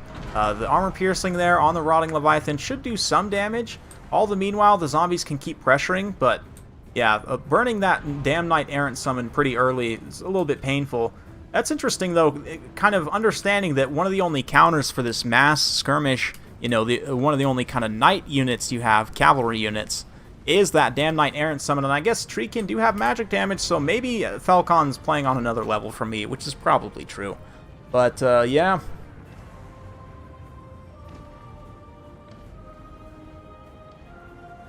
Yeah, Frank's hot. Yeah.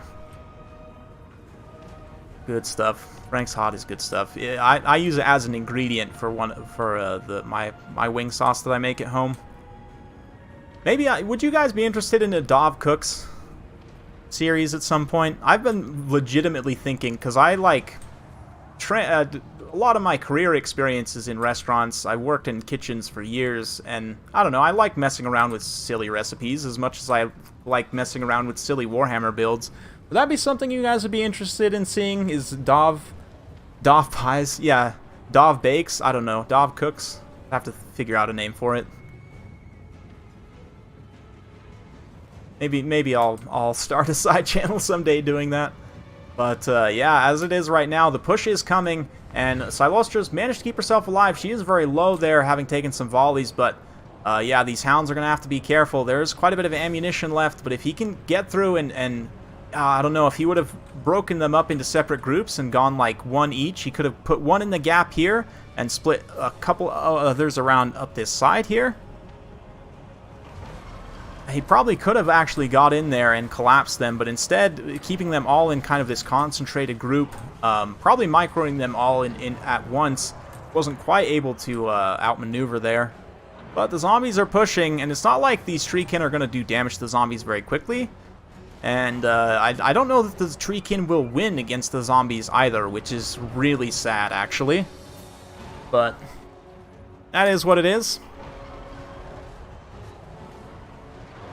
The storm of arrows has not been weathered yet, and the balance power already not looking great for the Vampire Coast. So I think the tree Agincourt build wins, actually. The mobile forest camp. Why would you camp in the forest when you can bring your own forest of angry trees? I say angry, they're actually very peaceful trees. They are literally 12 Saurus with high mass. Higher mass.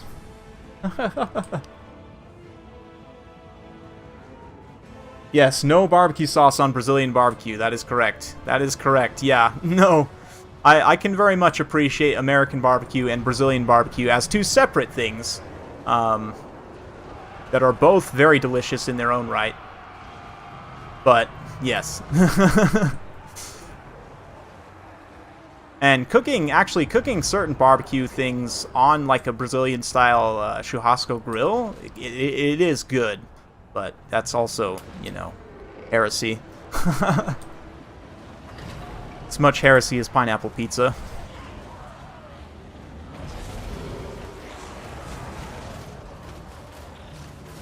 Béarnaise. What is a béarnaise? I've heard of that before, but I'm blanking on what exactly is the composition and flavor of that sauce. But yeah, right now the Vampire Coast have actually managed to stabilize somewhat as they've kind of started to wear away some of these Treekin. The fact that the Treekin are losing to pistol zombie mobs makes me so sad. Yeah, and the crabs have stayed alive. This crab in particular, especially, the fact that the skirmishers have started to take damage and started to run out of ammo in many cases as well. The dogs still, again, one unit of dogs is enough in the late game to start to chase off some of these Way Watchers and other units, so...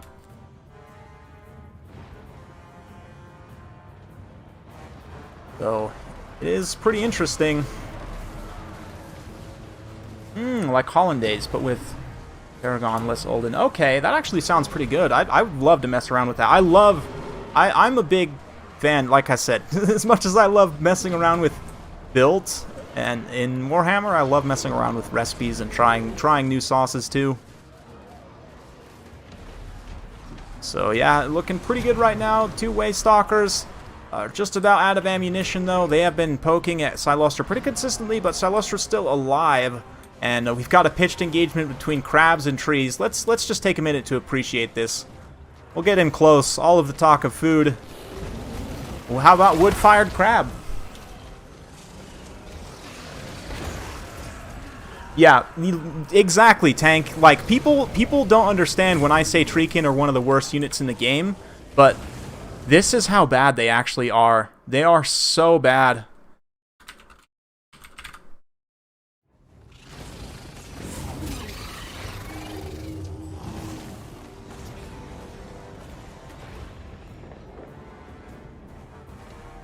It is just absolutely appalling. But, yeah, they're still... they might actually win, but they basically died to a unit of zombies. Maybe 2 units of zombies, but still. Organ meat recipes, yes, actually. That sounds right up my alley. This organ meat is probably pretty cheap to get, I would imagine.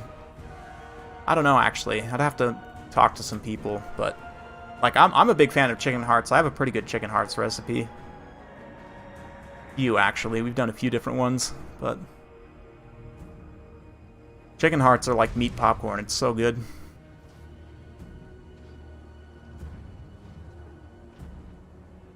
Anyway. Silostra taking her last shots here. It looks like the Vampire Coast is going to run out of steam. The fact that the Ancient Tree Man has armor-piercing damage and is a pretty strong combatant in his own right is helpful in this late game. He can fight that crab pretty decently. I mean, the crab is a better... it's probably actually pretty comparable. Let's see, 400, 42, 48, and 400 versus 55, 44, and 400. So yeah, I mean, the Rotting Leviathans, it's only slightly better, but the fact that they're comparable enough, that means with support, that the Treemen will most likely win. And, I mean, Silostra is still here technically, but she's not going to last long in any kind of pitched engagement here. And the Lamprey's Revenge getting absolutely wet noodled by trees. 3 units of Treemen can't even take them down. You see how little damage they're taking in all of this? Like, let's just keep their health pool up, if I can. Yeah, it's taking no damage. Taking literally no damage at all. Getting attacked by 3 units of Treemen.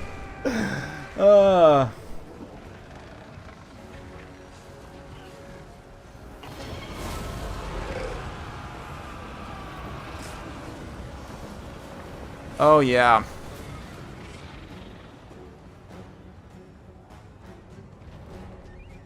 Looks like Silostra and the Crab gonna keep trying to chase off whatever units they can get a hold of. I am just amazed at how long these Lamprey's Revenge are not dying. This Ancient Treeman is having to, like, walk to each one individually and do it himself. Right now, he's being blocked by his own Treekin. This is how bad Treekin are. Yeah, their only use is a good roadblock. I would like for them to be mildly useful as a unit as well.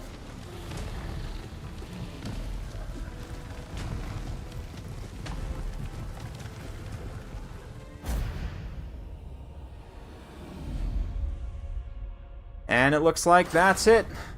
Army loss is going to kick in, and Falcon will take the day there. I mean, they've got 101 kills, 159, 126. So, I mean, I was talking crap about them that whole time, but they still managed to hold out. So, I mean, I guess it worked at the end of the day. They almost lost to zombies, though. Let's do remember that. 79 kills on the Ancient Treeman himself. The skirmish line was enough at the end of the day. It was still very close. Outer region, I almost wonder if he hadn't burned that Knights Errant summon a little bit too early, just saved it for the very late game. I mean, still, though, with all those trees with the magic damage, it was just going to be tough, man. I say save until the late game. Like, really, the key with them was to try and get on the skirmishers, right? Like, that's their kind of role here, but... Crab back on the menu, boys! Right? Absolutely. Let's see here.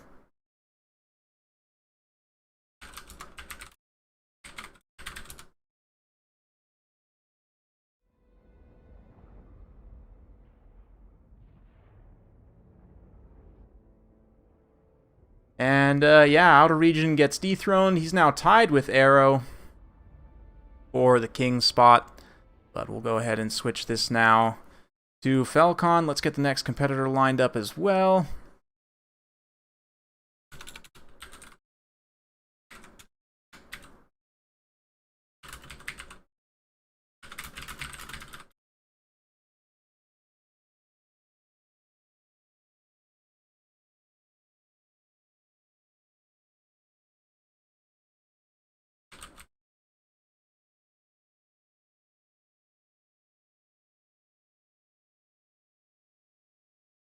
And here, we'll do this.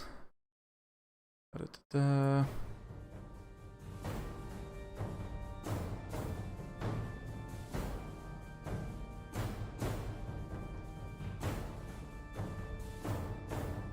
Whoops, not that. Ah.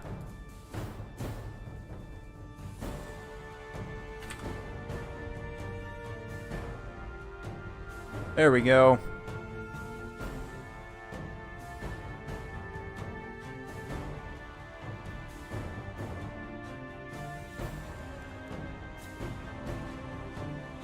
Let's go ahead and get the map locked in. We'll go for... let's go for... Storm Demon.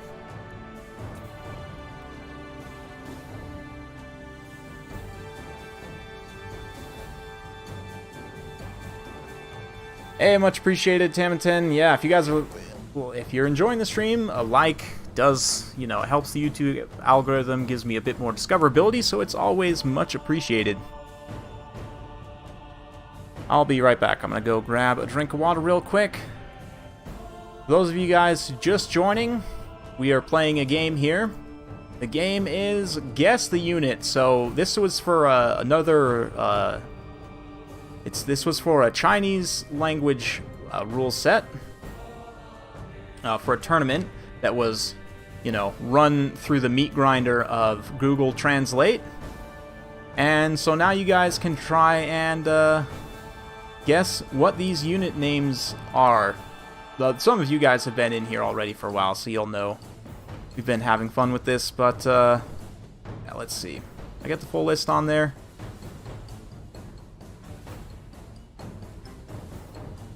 There we go. And I'll be right back.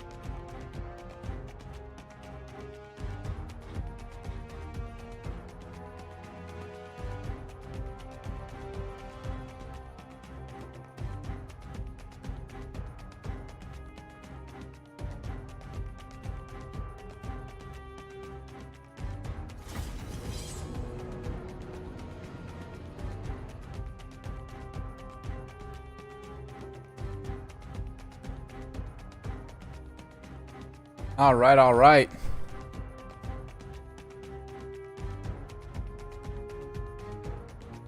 Yeah, I think the dead running rat is Death Runners. I think that's probably right. Oh yeah, all French sauces are OP, for sure. For sure. I have to say, I went on a vacation to France once, many years ago, and now it is the best food I've ever eaten in my life, I think. like, just consistently, everything, all of it was just amazing. It's all just so good.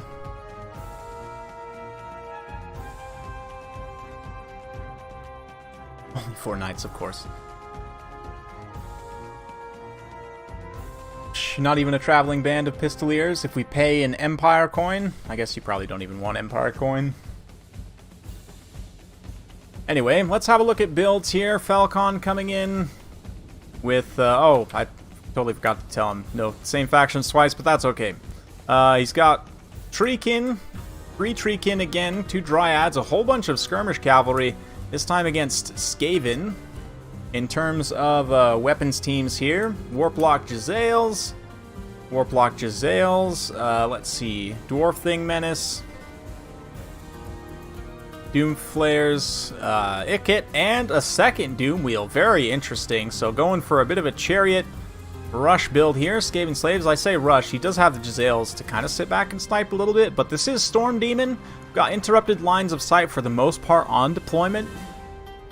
So we'll see. How do I deal with archer skirmishers? With the Empire, charge them in the face with knights. Or charge them in the face with Volkmar. Or, you know, banish them with banishment. Yeah.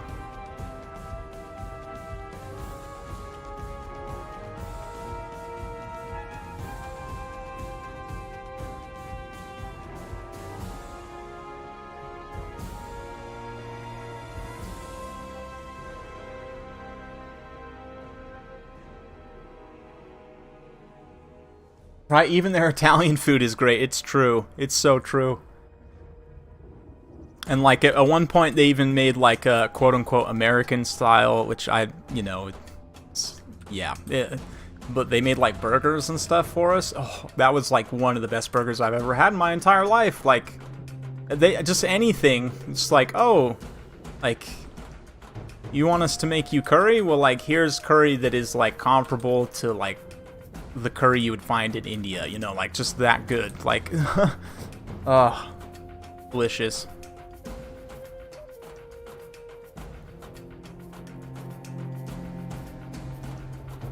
Oh, cavalry archers? Yeah, war wagons. Yeah, war wagons. War wagons counter fire really effectively.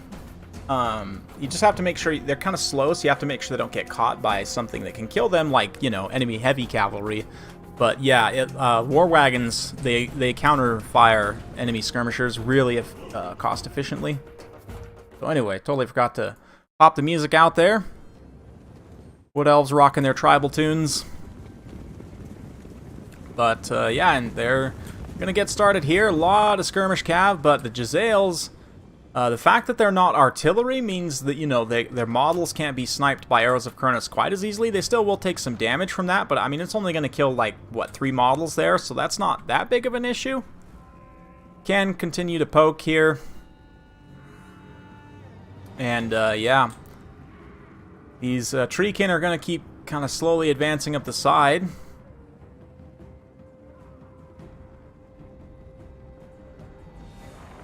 So the key here is basically to use the armor piercing of the chariots to go after the trees, not get killed by the dragon. Oh man, Warp Lightning, a bit of a swing and a miss there. But the Jezzails actually sniping the dragon, interesting. I would definitely be shooting at these skirmish cav here. I mean, they do have a lot of ammo to work through again, but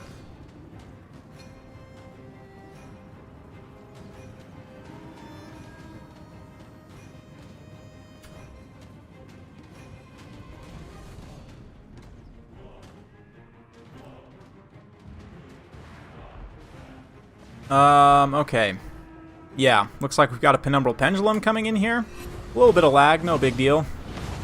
But, oh man, that's a little bit tough there. That Brass Orb didn't quite catch those Glade Riders square, but the fact that these, the Flayers are pushing forward and actually engaging on some of these Glade Riders here is very good for the Skaven. That active defense, exactly what I would like to see, but at the same time, he has to be careful not to get these clan rats, or sorry, the weapons teams isolated here, because they will get swept by the Glade Riders in melee, and it looks like Falcon is moving around to do just that.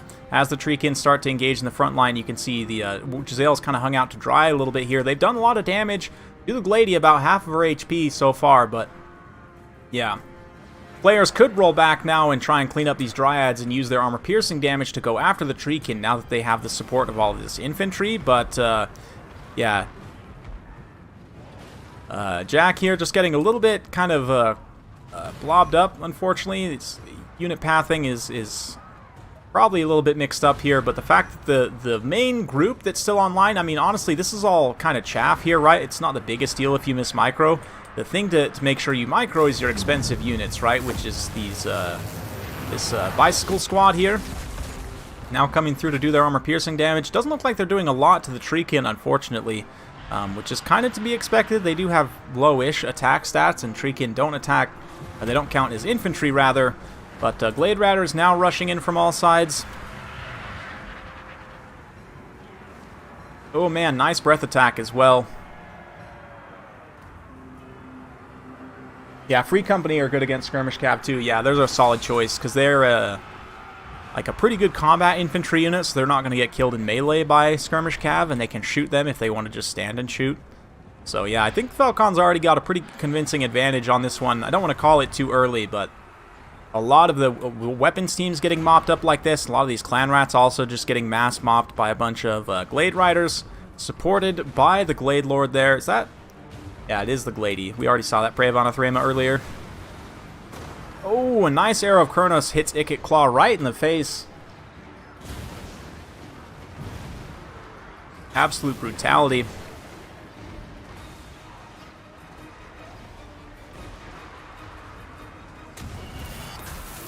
Absolute brutality.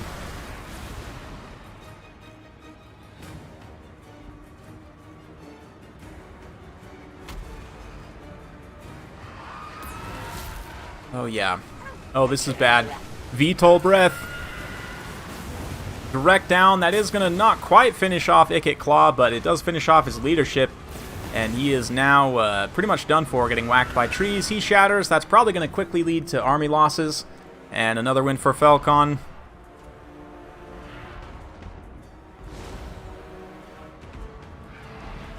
Maybe. Doesn't look like the Flayers are actually giving up their leadership anytime soon. Probably because this other Doom Wheel is still alive. And the Assassin as well. Oh man, Ikit blows up. Gets nuked. It is a nuke, rather.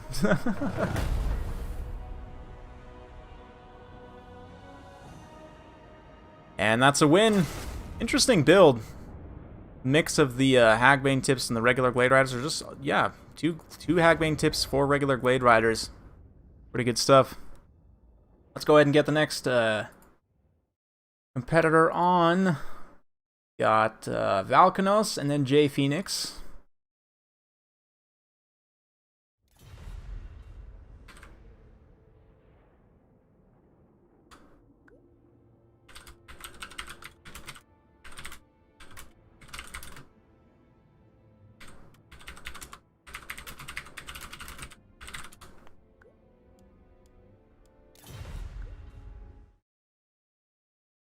Okay, so here we go.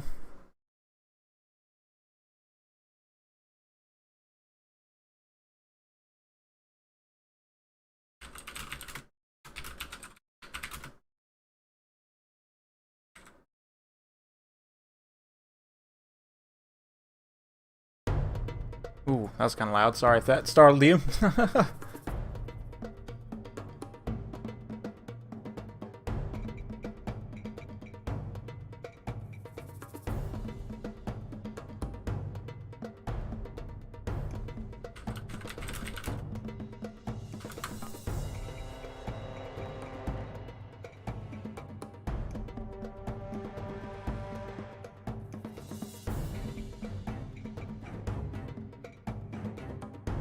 Oh boy.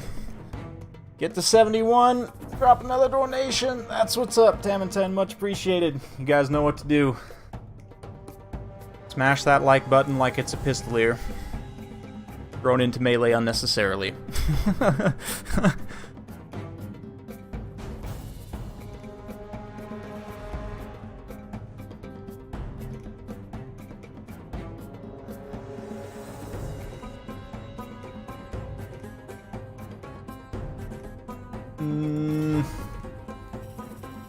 Wood Elves, no bans.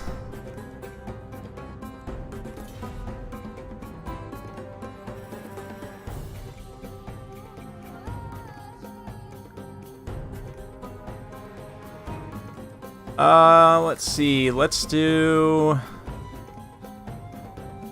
Troll Country. That's a decent map.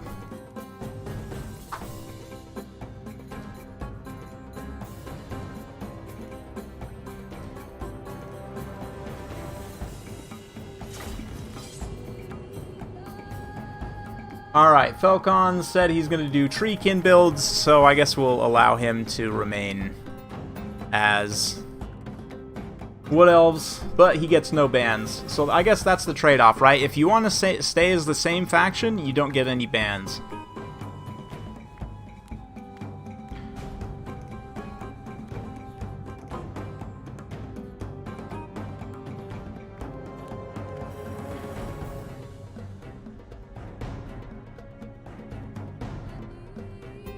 Alright, alright.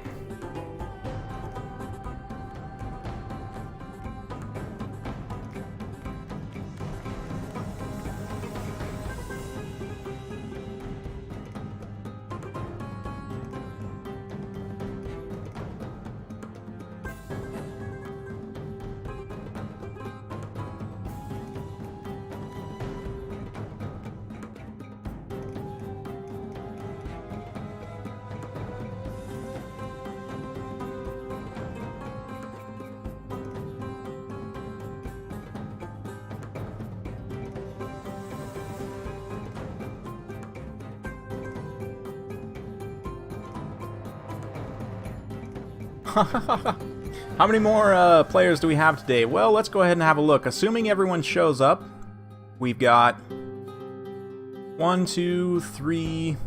Well, after Valkanos, 1, 2, 3, 4 more players. 5 potentially. So we'll probably be done after that. I do have some stuff I've got to get to a little bit later this evening, so... It's been a pleasure, though. Absolute pleasure.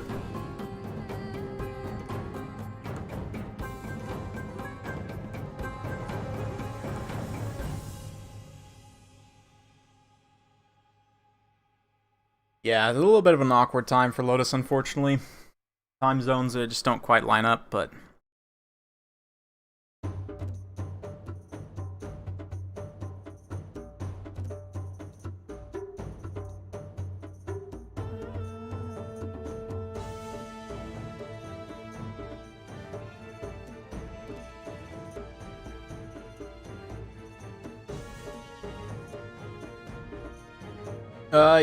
yeah, I do. Like, maybe once or twice a week is what I want to try and do. Once or twice a week, do a King of the Hill. I am also planning on starting a full-on tournament series soon as well. But yeah, if you want, maybe if Wicked or someone else is in the chat that can, drop a link to Turin's tournament Discord is where I've been organizing these recently, so... Yeah, if you want to join, it is open. We do use the banner rule set. Banner tournament rule set. Which, by the way, is currently being spruced up a bit graphically by Ziphos and Aerocrastic. I'm pretty excited for that. It's looking really good. And here we are now. Let's take a look at what these guys have got. Yeah, Empire Knights. Interesting. Knights of the Blazing Sun. I say interesting. It's pretty common in this matchup. We've got some Huntsmen as well. Sigmar's Sons. Volkmar, a Great Cannon, although this map is pretty small. Bright Wizard. And, yeah, that's basically it. As for the Wood Elves...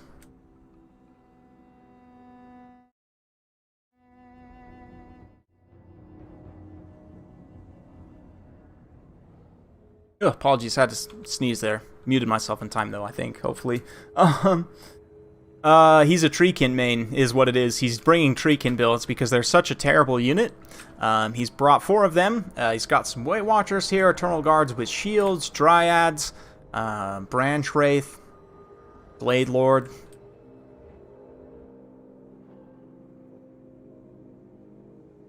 I think the Silver nerf is... It's fine. I actually have a testing video coming very soon where I did a whole bunch of testing against other mid-tier units, just testing in general, and it seems like they're about where they should be in terms of cost. Previously, they were just a little bit above, I think. Trading a little bit too consistently, you know, over cost, and it's a little sad. Like, High Elves have no very cost-effective infantry, right? All of them are just like barely borderline cost-effective in the right situation. Silverin Guards are still going to be good. You just can't spam them as much. I definitely they're still going to be a common, consistent pick. At least like 2 of them.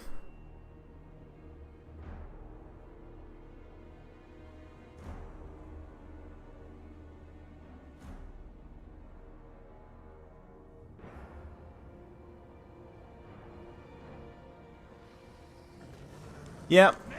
Or maybe he's trying to prove me wrong that they are actually useful, but that Treekin are just they're really not great.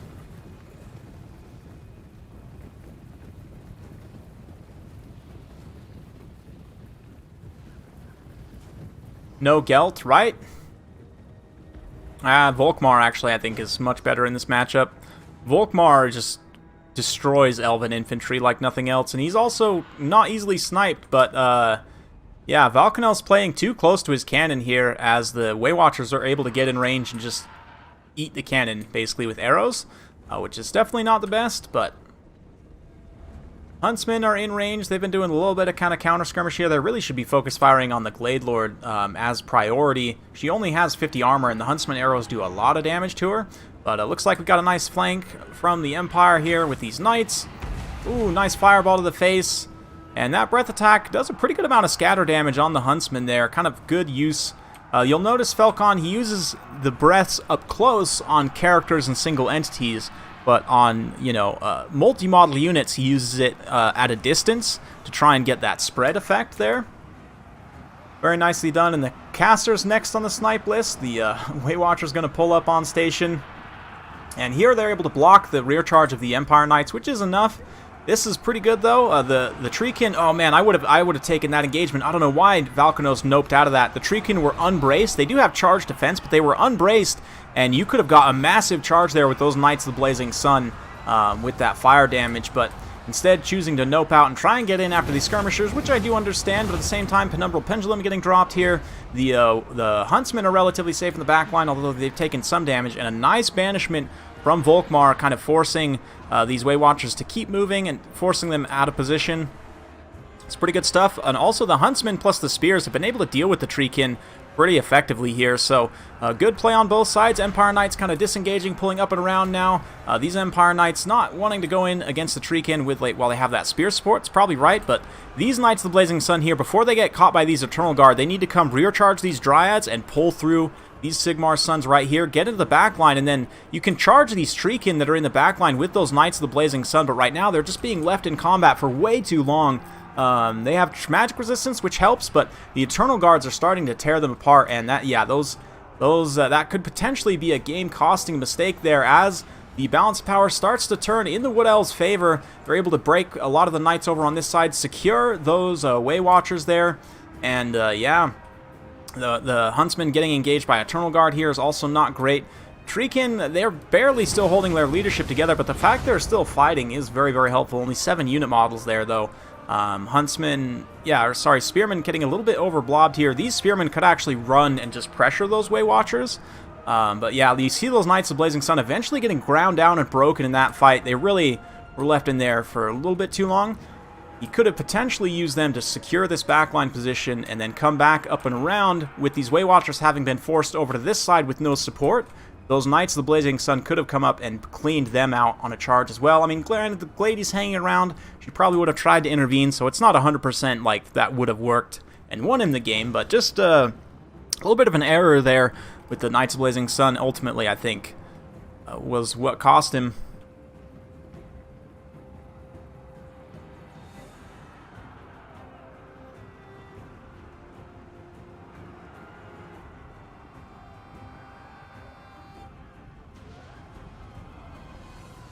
Yeah.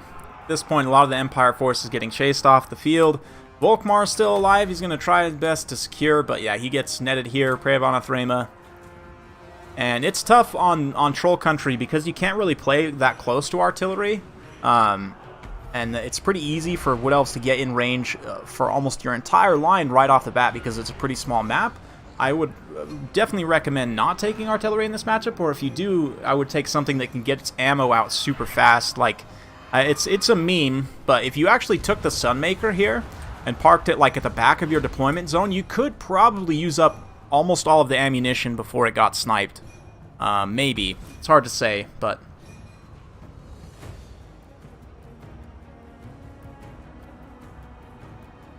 And with that, Falcon will take the lead. Forgot to update the scoreboard last time, but right now he's technically at 2, and assuming this is a win, which it looks like it will be, that's going to go up to a 3.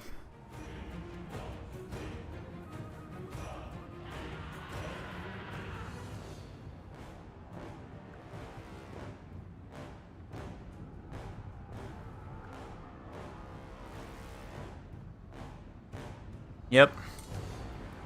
There's a few Sigmar's sons still fighting here. Yeah, the Treekin, I mean, it's not like they did much damage here, but he did use them, like, at the one use case that they do have, which is to block. And, I mean, Valkanels had the tools he needed to counter them, which was these Knights of Blazing Sun, but just it didn't quite end up being enough at the end of the day. The Knights of Blazing Sun were kind of left in sustained combat for too long and ended up getting dragged down by the Eternal Guards. Other than that, though, I mean, this build's pretty solid. On this map specifically, I mean, I like the pick of the cannon in general. On this map specifically, I'd probably cut the cannon down and just bring more, I don't know, 800 points. I don't know. I'd have to think about it. Maybe war wagons, honestly, to run around and shoot. Like, especially when you've been seeing Falcon bring Treekin. And try and, like, kind of tailor that to it, right? But...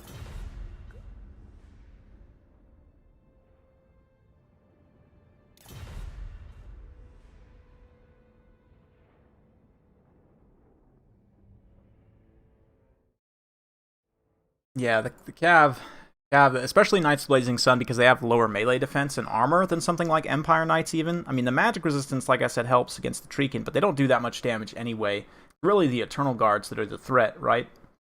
And they were enough. Let's go ahead and get Jay Phoenix.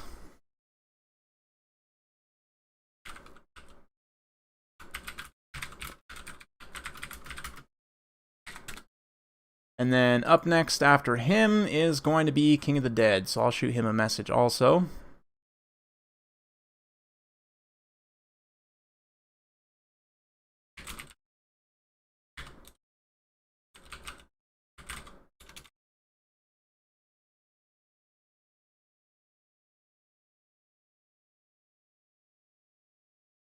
Yeah, he has a really good map awareness, which is the main thing. And he really doesn't take too many bad engagements. And that's, I mean, that can honestly be what defines victory in many cases. Let's go ahead and get the next map locked while we're waiting. I think I need to go open a window or something, because it is really hot in here. Give me just a second, I'll be right back.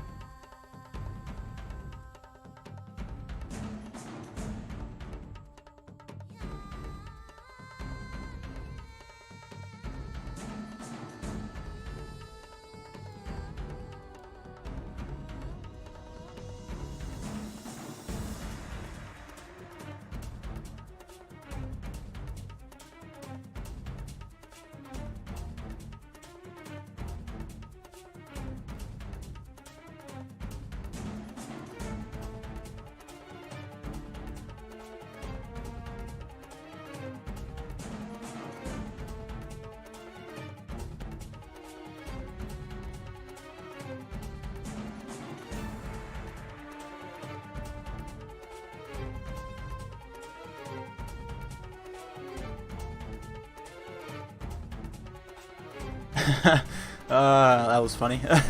No, I just yeah, I muted myself. I gotta take care of something real quick.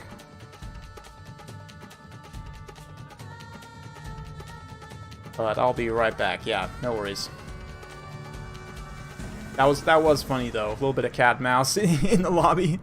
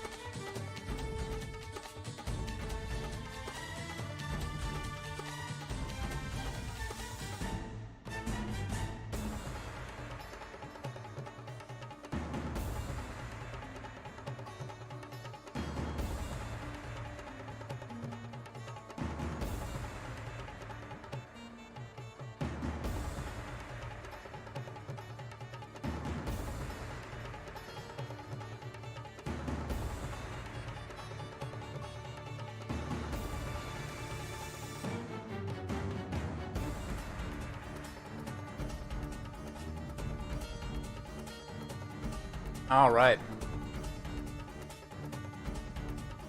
And I'm back.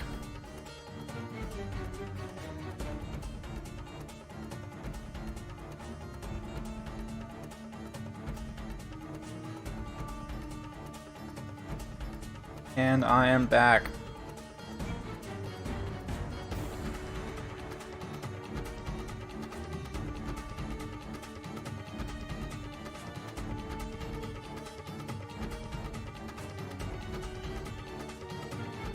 So hope y'all are doing well today.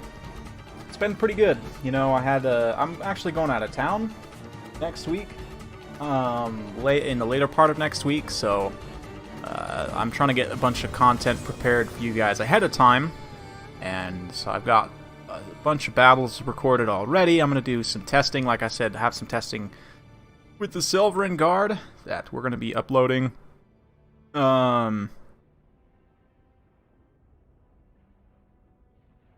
And yeah, I'm going to be potentially doing, if I can get my HP and leadership video, I might end up breaking it up into 2 parts, although I still need to finish the leadership portion of it and see how long that's going to be before I decide. But it's pretty close to being done. I just need to finish out the leadership section. Like, the HP section is pretty much done of the script. And then recording that shouldn't take me, that'll take me maybe a day or 2. Maybe not even that. I could probably get it done in like a few hours and just cut it and upload it. So I think I should be able to get that done before I leave. I'm not 100% sure though. We'll see.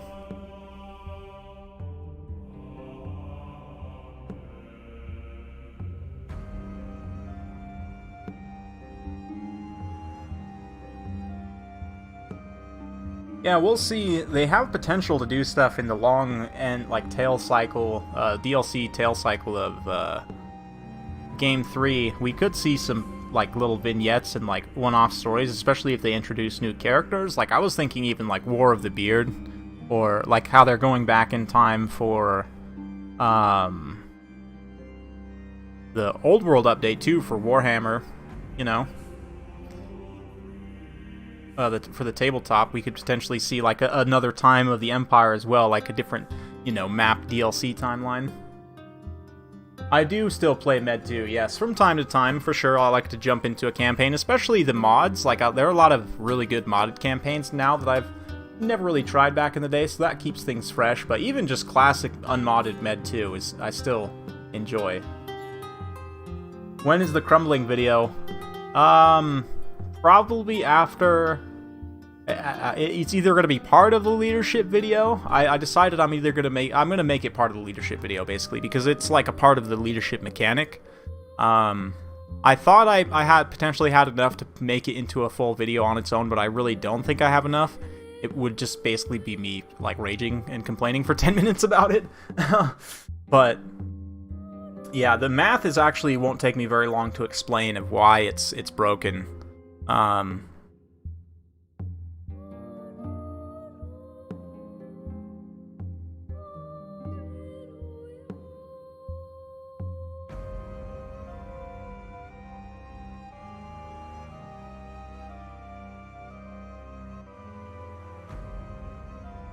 Alright, here we go. Again, we're going with a tree man build. And we've got a bunch of glade guards. Yeah, a ton of glade guards. Like 5, 6 glade guards. 8 glade guards, actually. Hagbane tips and regular glade guards mixed. Got some treekin here.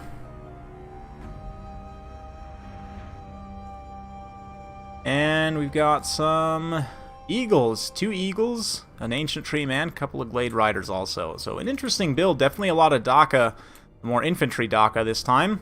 The Skaven have brought a pretty interesting potential counter here. We've got avalanche mortars, warp lightning cannon, warp lock Jezzails, plus natty boo boos, doom wheel. We've got the double music now going too. I really need to cut that Med 2 music out, as awesome as it is. Oh yeah, that classic Empire 1 tune is also pretty good. I'm gonna be honest, Total War Warhammer tune rather. This game has a really good soundtrack too. Warp fire throwers, some chaff up front. Ikit Claw again leading the way. Clan Scryer obviously makes sense.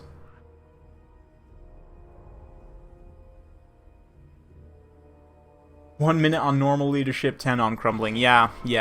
Actually, the leadership mechanic is really interesting as I've been doing more research on it. Like all the different things that can affect leadership.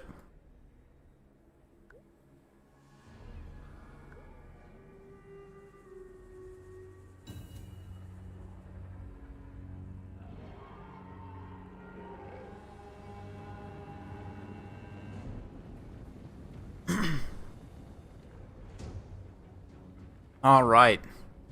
It's like Falcon very patiently taking the hill position here. And the Skaven skittering out in the open, obviously, with their artillery. Makes sense. They want to take this flat engagement here. If we look at the range of the Warp Lightning Cannon, it comes to about right here, right? It's kind of hard to see, but...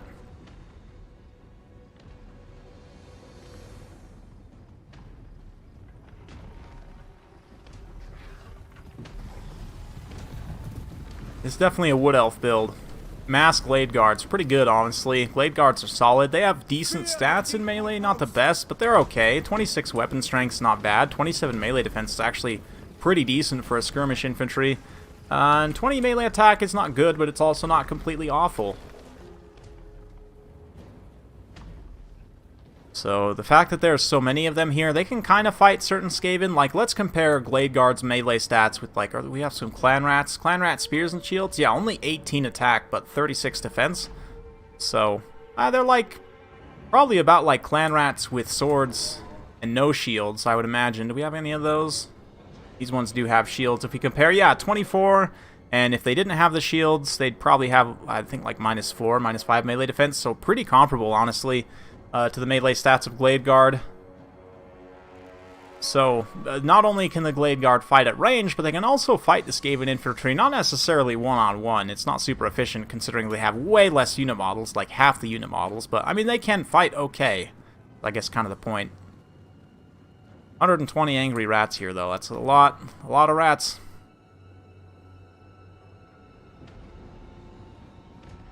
Yeah, more than double the model count, though. Yeah, that's the main thing. That is the main thing. Wow, Glade Guard only 60 instead of 68 too. That's interesting. I would have thought they'd be 68 for sure, like most skirmishers.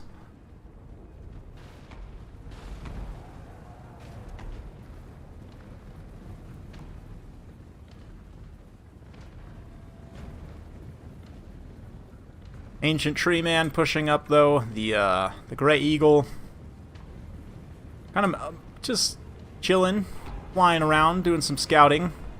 Ancient Tree Man getting lit up a little bit here, but you can see how the rats are kind of playing forward from their artillery somewhat. The avalanche mortars, I haven't seen them get too much damage in, but they can potentially do a lot to these archers here.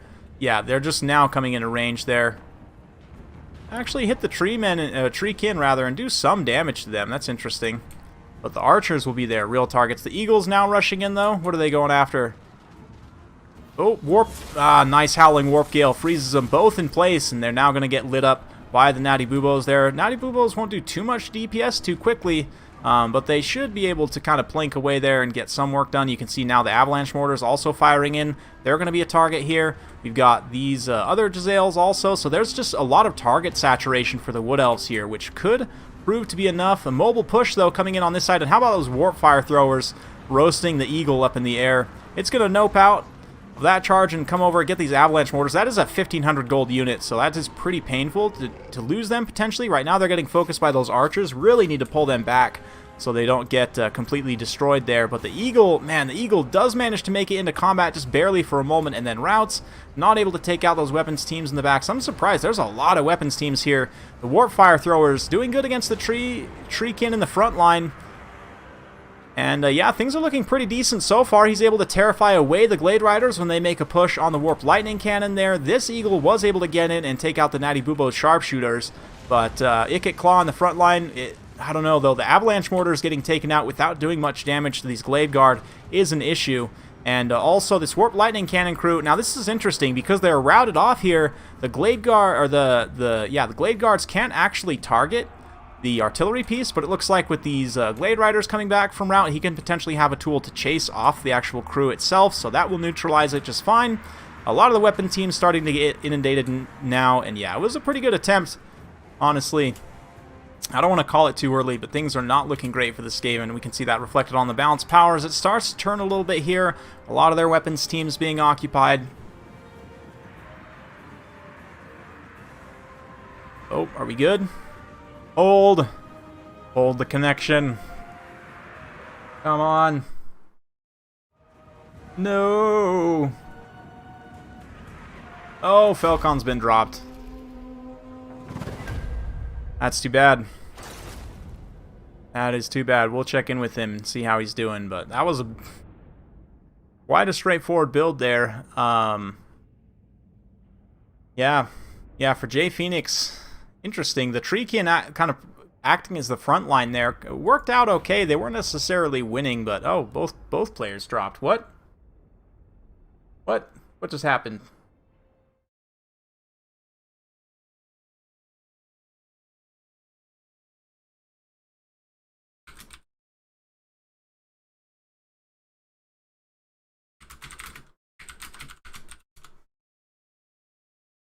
See what happened. Did Steam go down right there? Check my friends list. Steam seems to be working.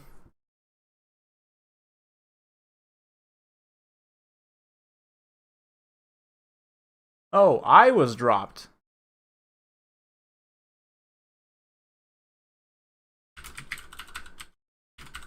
Uh-huh.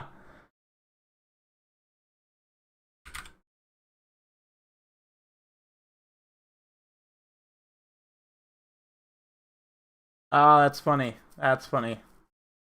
It was me. Yeah, Falcon was able to pull out the win there, which I was expecting, but... Okay, I'll go ahead and rehost then.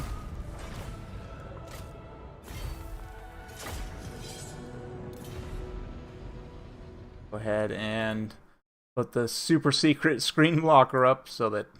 Oh, no, not that. Not that. Here. This. So you can't see the password I'm making. Ha ha ha!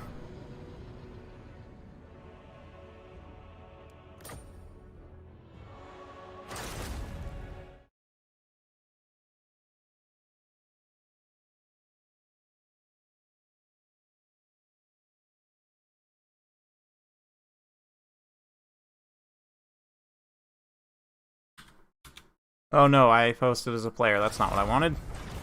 But I hosted as a spectator.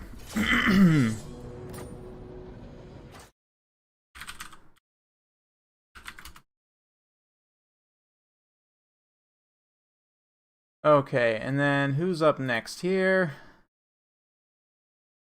Like King of the Dead and Red Legion, if they're still around. Haven't heard back from King of the Dead yet, but let's see.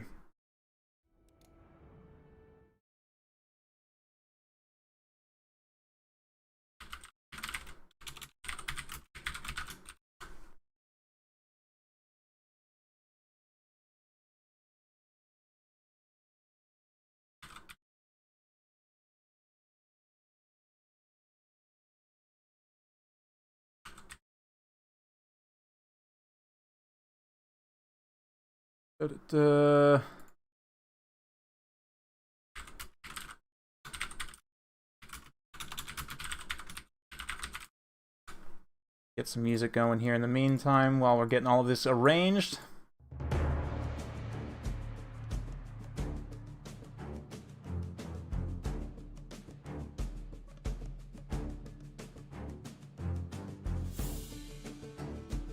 Let's see what we got here.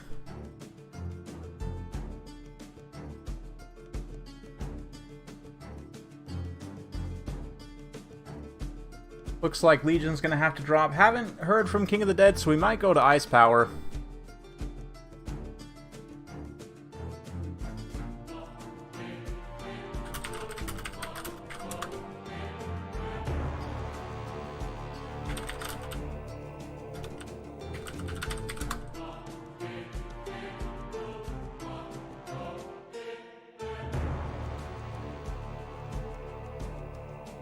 Odin Tellers.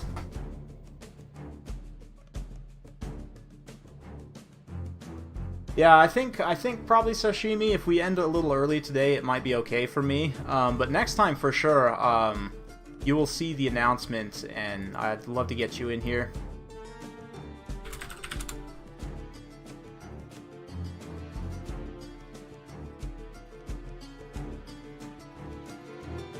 Give him a minute here. Kind of chill with you guys. Yeah, these make me. Peasant thugs, man. I'm just imagining, like, actually, like, scary peasant mobs. Like, imagine a unit of, like, an ROR peasant mobs that was, like, 250 points. That actually had, like, decent-ish stats. Like, had, like, maybe comparable stats to, Men-at-Arms. But maybe they had, like, armor-piercing damage or something silly like that. I don't know, like, peasant thugs. I would love to see an ROR peasant mob. That would make me so happy. Like one that's like actually semi-functional in combat, and that's literally like their ROR trait. Hey! Oh no! Oh no! It was blocked. It was blocked by the Koth image. I trolled the donation. My bad. Let me go check and see what the likes have been bestowed. That's a peasant of my word. Thank you so much. Famine 10 of the Lowlands. Coming in hot. Big thanks, man. We'll go ahead and play the animation for those of you guys who didn't get to see it, because I trolled by having it not correct on OBS, but here we go. This is what it would have looked like. Oh, did it show?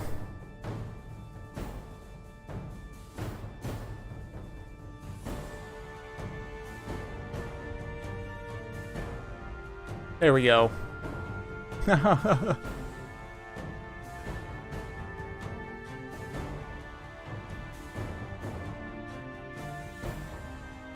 ROR peasant thugs, monstrous infantry with 12 unit models. They're just like Grimgore-sized peasants that count as monstrous infantry. That would be hilarious. That would be hilarious, actually. Peasant thugs. They're just big boys.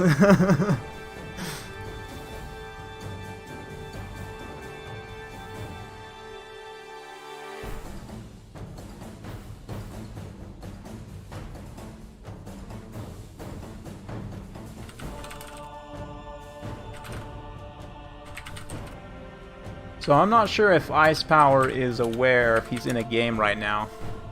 Doesn't seem to be responding, so we might actually, I might just jump in, see if I can beat the Treekins myself, or maybe we'll just call it a day. Be a little bit of an anticlimax to call it a day there, but we have had some absolutely amazing games.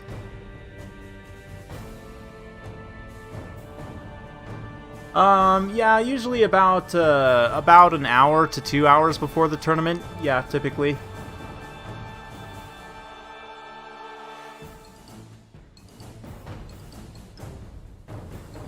Peasants who got fed more than cabbages. Oh yeah, that's what's up.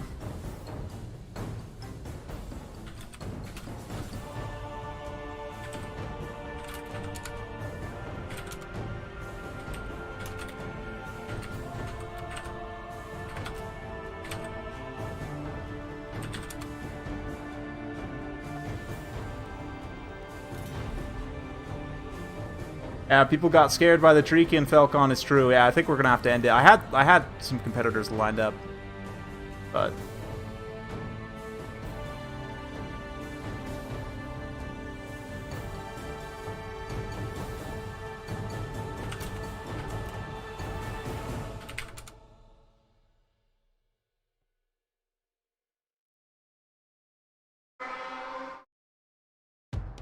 you know what? I'll say this, Sashimi, if you're available right now, if you want to jump in, go ahead and shoot me a PM. Why not? Let's do this.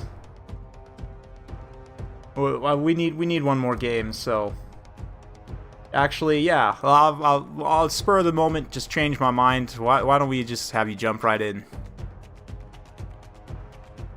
Yeah, and find the rules on that Discord as well. I don't know if you've played with the banner tournament rules before. It's pretty simple for the army compositions. I mean, it's really just like no major spam of anything. But yeah, if you want to have a look over that real quick, feel free. Feel the Treekin power for yourself.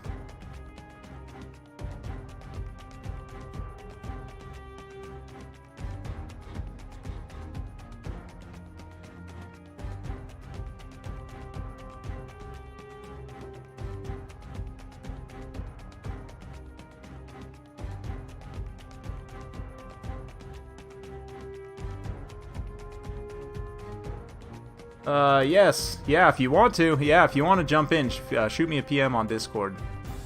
And we can have you throw you straight to the trees. I was going to say throw you to the wolves, but, you know, they're actually trees at this point.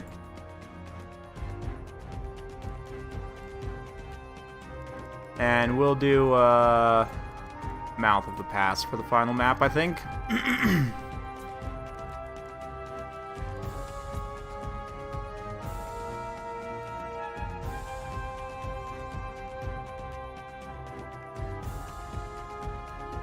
Yeah, we're on the beta, by the way. If you're not on the beta, that's fine. I think maybe I'll just jump in because it might take some time. Maybe it won't take that long to download anyway, but I'll probably just jump in the meantime. But yes, we are on the beta.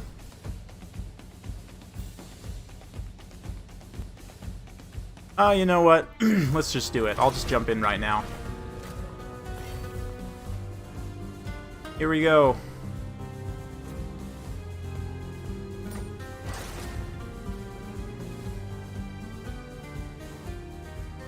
Alright, we're gonna do it. We're gonna do it.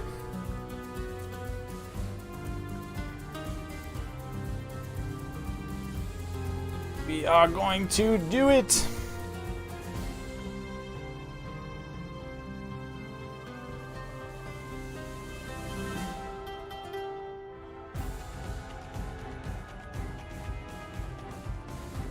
Okay, so let's go ahead and put together a build of some kind here.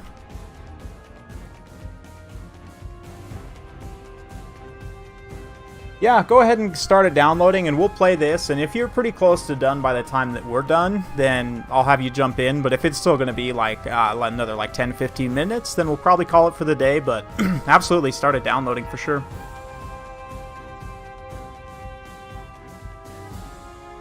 Okay, so let's have a big think here. If I want to do it, as they say.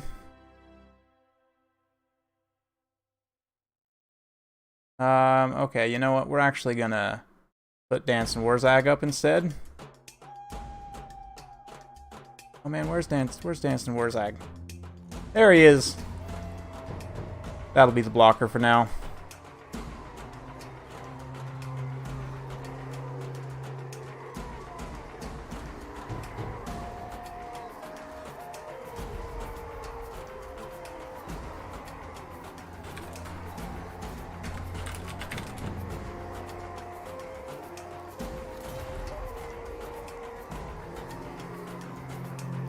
Alright, so we're going to do it, and here's what we're going to do. We're going to do that. Then we're definitely going to do this.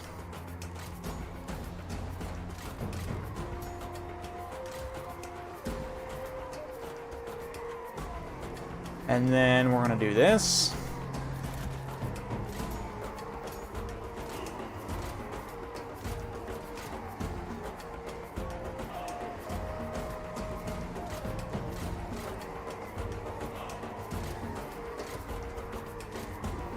And that looks good there. And then... okay.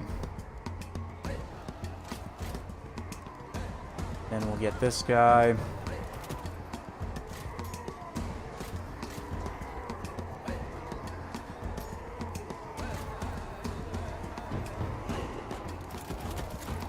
that. And then let's get a bit of that.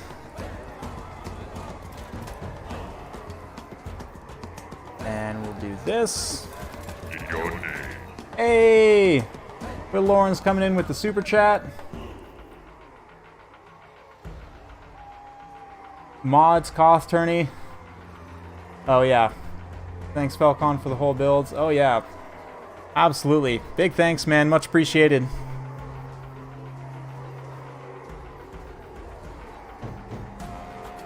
But yeah, we could do a modded Koth.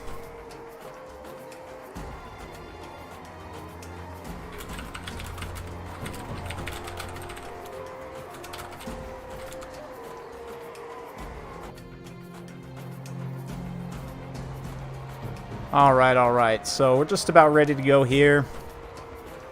And what else do I want to do? I think I'm probably deep enough already that we could do this.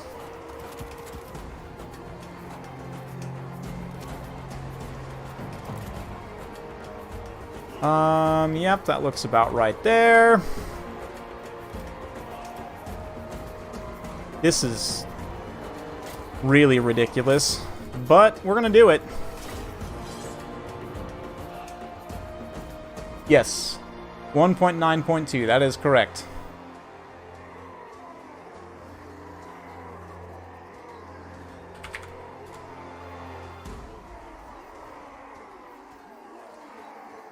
All right, let's see what I can do now against the Wild Treekin. It's gonna be whoops, not that. Nope, we want that.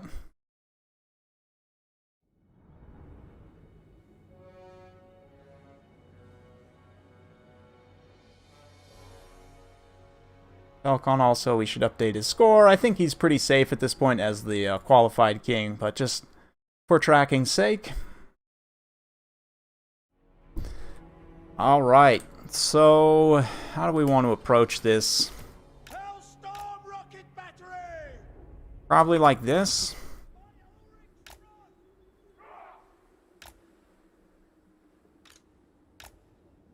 Spearmen, we are ready. Okay, Volkmar up front. Got some infantry here, not really a lot though. Let's go with the primary skirmish line on Group 4. Mobile response on Group 5.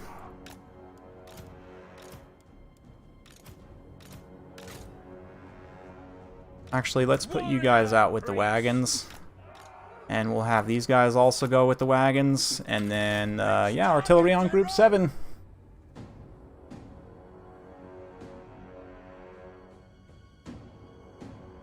Actually, the King of the Hill it's part of a graphic, so I totally forgot. I was going to change that for this time, but I totally forgot to. But I will change it for next time. Yeah. My apologies, Bob.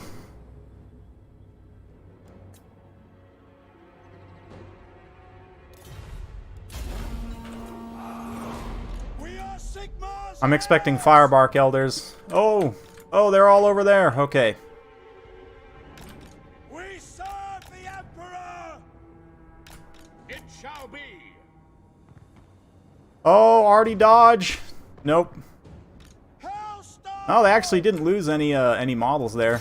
Crew to cannons! Oh no, and then they're gonna lose all the models on that one. The Empire endures! Oh yeah, let's push up and start skirmishing over here. We want to stay relatively close back here. Serve the Emperor! Very well! And be kind of aggressive with these pistoliers, then fall back. Formation march! Okay. Ready! Kind of take it with the war wagons here. Speed! At speed! Yes, General! With Yeah, Falcon's not allowing me to have fun with my memes here. He's playing, obviously, like a good player, and sitting back and doing what he should. for the Emperor! Sigmar But yeah, we're gonna keep it going. Let's go ahead and get Volkmar a little crazy up here, ready! and we'll just go ahead and move all of this stuff over there. Let's come over here For Heldenhammer! and push up with these pistoliers. By Sigmar! Attack! I fear nothing! Go ahead and pop a banishment over here. Sigmar's will!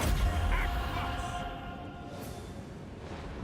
Keep up the pressure over there. Let's have these spearmen go fix those guys in place. You guys can come over here. War wagons, keep pressuring right in the face there. Okay. by Ulrich's wrath! Trees, let's disengage from them. Moving out! Volkmar can stand and deliver there. Yes, General! Take And then let's countercharge in with the trees. We'll hit cast Flamestorm right there, just to trigger that. And let's do all the things here. Try and finish off those trees. Yeah, the artillery piece, expensive artillery piece is gone, but it's to be expected. We'll keep pushing the skirmish up. Formation march! As you say. Taking position!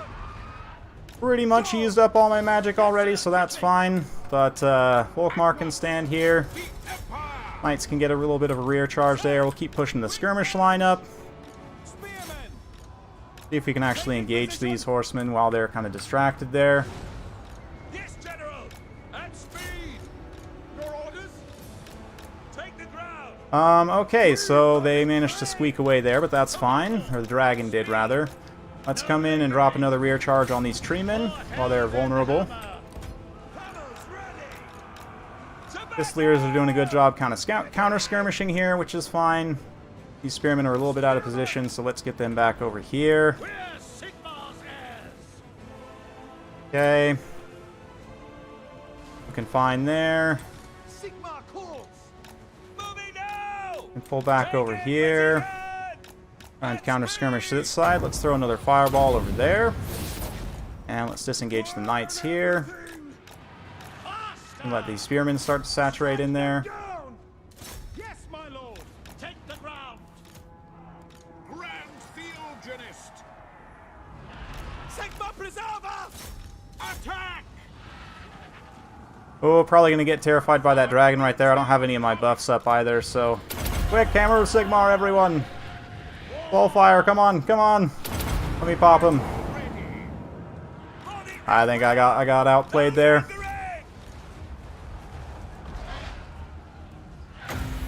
Yeah, honestly, this was a pretty decent build if I didn't meme too hard with the... What's it called? A Hellstorm rocket battery obviously ended up being a mistake. If I had just brought, like, a cannon instead, two cannons, this actually might have worked out okay. It'll give me something to actually pressure the Glade Riders, because that's kind of the main thing here, is I don't really have any tools for killing the Glade Riders, but... Oh, I didn't get it off in time. Damn. That's okay. Go ahead and pop a Soul Fire there in the center.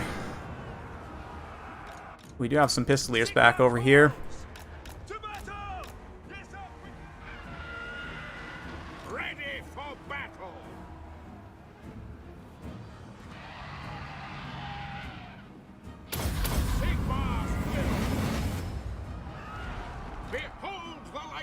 Alright, we'll have him come counterpunch in here. We do have some knights back from route, so we can come charge them.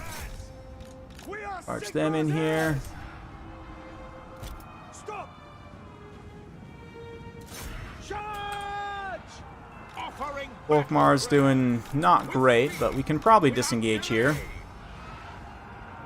Don't need to stay and fight there for too long.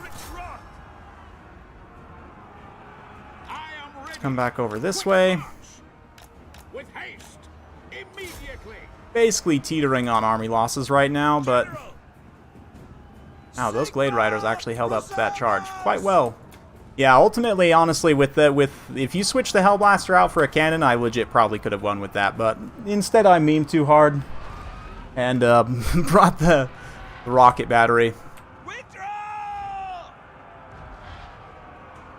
But yeah, I mean, this thing is like 1400, so it really wouldn't be that hard for me. I could cut some chevrons and swap some things around, maybe drop some shields or something to turn this into 2 cannons, and then that would have been a lot more effective. But yeah, it is what it is, you know.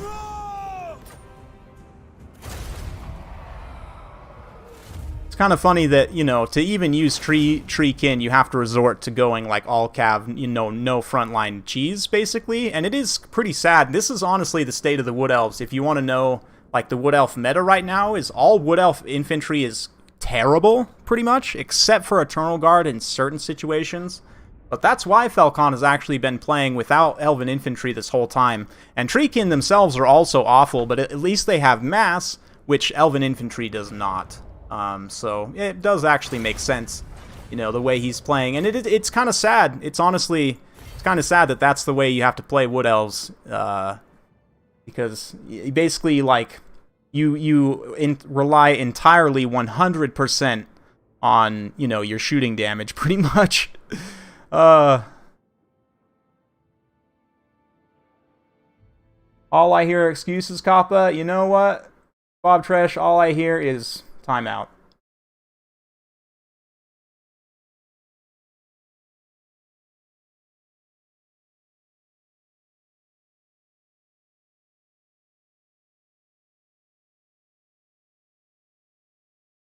Yeah, it's kind of sad, honestly, that that's the state of the Wood Elves, but it's true. I mean, that's the meta, is you, like, probably just shouldn't bring infantry at all and bring only, like, Way Watchers and Treekin, or, like, Glade Guards and Treekin, or, you know, whatever archer unit you want to bring, and, or, you know, Skirmish Cav spam and Treekin, right? Like, you can't really bring Elven infantry reliably, because they're that bad.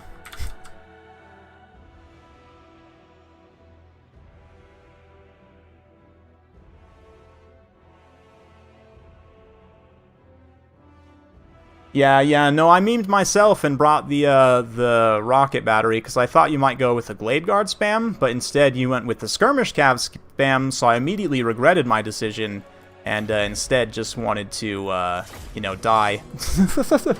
But, yeah, it's honestly a little bit silly. Like, a lot of those builds might be banned in certain rule sets too, if they have a minimum infantry count. Because you literally have no infantry, but...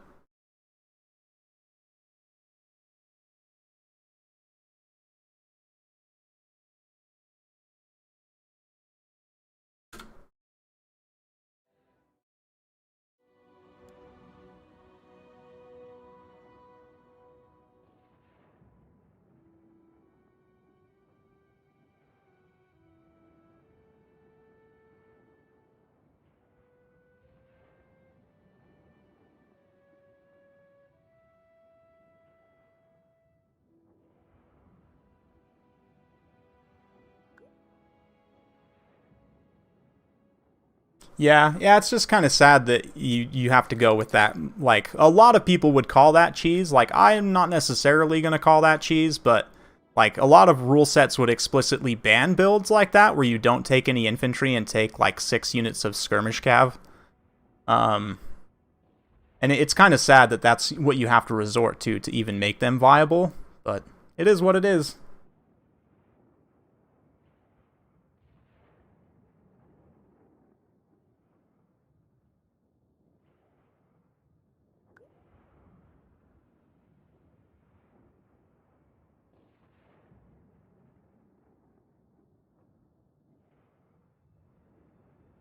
Anyway, just getting distracted by someone messaging me over here.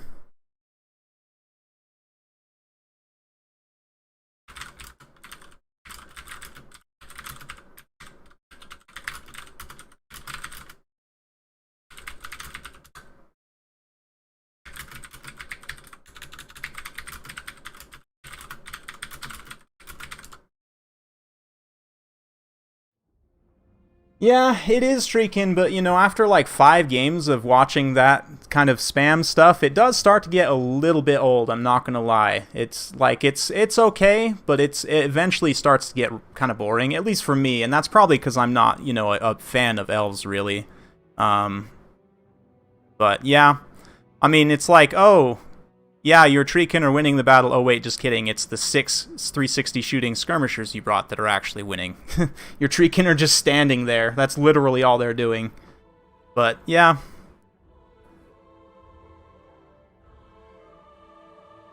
Could you imagine though if Treekin were actually good? Like if they were actually a good unit that wasn't terrible on offense, just completely useless at offense? Like the Wood Elves actually might be a faction that you could do some fun stuff with.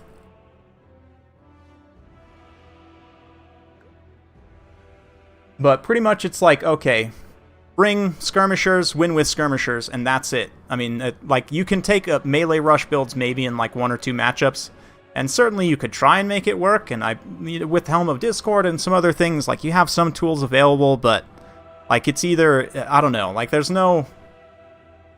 You don't have nearly the flexibility of, like... most of the other even like Coast, I would say, and not really Dawi, but Coast, I would say, even you have more flexibility in being able to do different things. With Wood Elves, it's like 4-way watchers, you know, try and win off of that. For the like 3-way watchers, try and win off of that. You know, like you take your line of Glade Guard and you win off of that. Like it's really hard to make any kind of viable melee build. You can take like Cav Rush hit and run style builds, but it's super micro-intensive, and in certain matchups it just straight up doesn't work because you can only take like 4 units of shock cavalry that are all light and relatively expensive, you know, for what they are, and they just die, right? So their roster is honestly probably the worst in the game right now. Like Beastmen's campaign might be worse. I don't know, I'd have to actually play and see, but Beastmen's roster is actually pretty good. Like they have units that are actually pretty strong, and just like you can do, they do rely on the summoning a bit, I will admit, like Morgar, and that's more so that the lords are weak, which I'll talk more about that. I have a video coming up actually talking about Beastmen lords and what I'd like to see for the rework, which is a lot of similar things for the greenskins, mainly making Kazrak and Malagor not suck. Anyway, where was I going with this? Yeah, Beastmen's roster, I would say, just overall is a lot more robust. Like, they have units that just in general are better. And, yeah, Wood Elves, yeah. As a result, it's just not as fun. That's why one of the reasons why I don't play them very much is because I don't enjoy playing like 3-4 Way Watcher builds. Like, it's just not interesting me to be like, okay, like click on that unit, okay, it's dead. Okay, click on that unit, okay, it got killed by 4 Way Watchers. Okay, click on that unit. Like, that's just not super interesting to me. Like, I like the hit and run Cav style builds, but my micro honestly is not good enough to use Wild Riders usually. In that way, just because they're so squishy. And so, like, for me, like, I do a lot better with mass cavalry builds. Like, if I could take cheaper light cavalry, that would be a lot better for me personally, because then I could misuse them and mismicro them and get them killed, and it wouldn't be such a big loss, right? And just in general, if Wood Elf infantry didn't suck.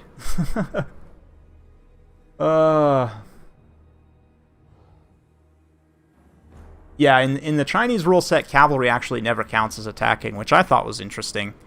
But let's see here. So we've got 2 Way Watchers providing probably the bulk of the killing power here outside of the dragon itself. 1 Treekin. Oh, Wild Hunters. Okay, so we do actually have an army here. Eternal Guards, War Dancers, and yeah, Eternal Guards.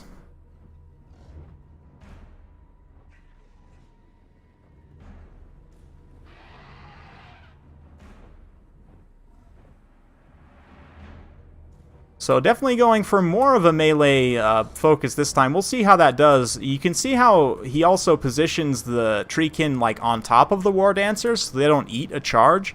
It's actually honestly pretty good because War Dancers are pretty squishy, all things considered, right? There's a lot of infantry for them to cut through here, but like even taking a charge in the face by one of these Dark Riders for the War Dancers would be really bad. Like they'd just take way too much damage. And especially the Doomfire Warlocks with their magic attacks will circumvent the physical resistance of the War Dancers and just absolutely destroy them, right? Likewise, Treekin here going to be at risk of Soul Stealer. We've got Malekith and the Slaanesh Harvesters, obviously, so there's a few Soul Stealers. We've also got a Manticore, a few Harpies here, yeah, Sad Swords, and Fear Spear Tips. I'm just going to roll with that because it's hilarious. Yeah, they've got Branch Wraith on this side for the caster. Rest of the army just kind of squaring up here. But gotta be careful, these Slaanesh Harvesters getting really aggressive. This is a very expensive unit to be hanging around within range. Malekith too. All of the expensive units basically need to be careful of trying to get within range of the Way Watchers and just let these cheaper units soak the damage in the meantime. Honestly, like, it makes me sad how good Way Watchers are and how reliant the Wood Elves are on them. Like, I've honestly never really liked Way Watchers as a unit. And the Way Watcher spam meta has been, like, literally that's been it for the Wood Elves for so long. Like, it's really boring in my opinion. But they are good, don't get me wrong, and if you want to win with Wood Elves, you have to bring at least one or two of them in pretty much every single matchup. But it is what it is. Like, I don't think I would want them to nerf Way Watchers necessarily. Honestly, though, I think what they could do is nerf their missile damage and make their melee stats better. And that would make them less prone to just like mass sniping things super egregiously, right? Like it kind of blows me away that people complain so much about Jezzails when like Way Watchers have been in the game for all of eternity. And for most of that time, at least since the Wood Elf DLC release, and for most of that time, they have been just ridiculously powerful. And like 4 Way Watchers, there's not a lot of units in the game, even with high missile resistance, that 4 Way Watchers can't just outright snipe. So I'm kind of surprised, honestly, that they've lasted this long when like Jezzails and other powerful missile units for other factions got nerfed. It's kind of interesting, but here we've got a pitched engagement. Word of Pain being used on the Wild Hunters of Kurnos there as they countercharge in. The Way Watchers have been inundated here. Dark Riders doing a nice job kind of disrupting this backline here. Now these Slaanesh Harvesters have pulled up and around.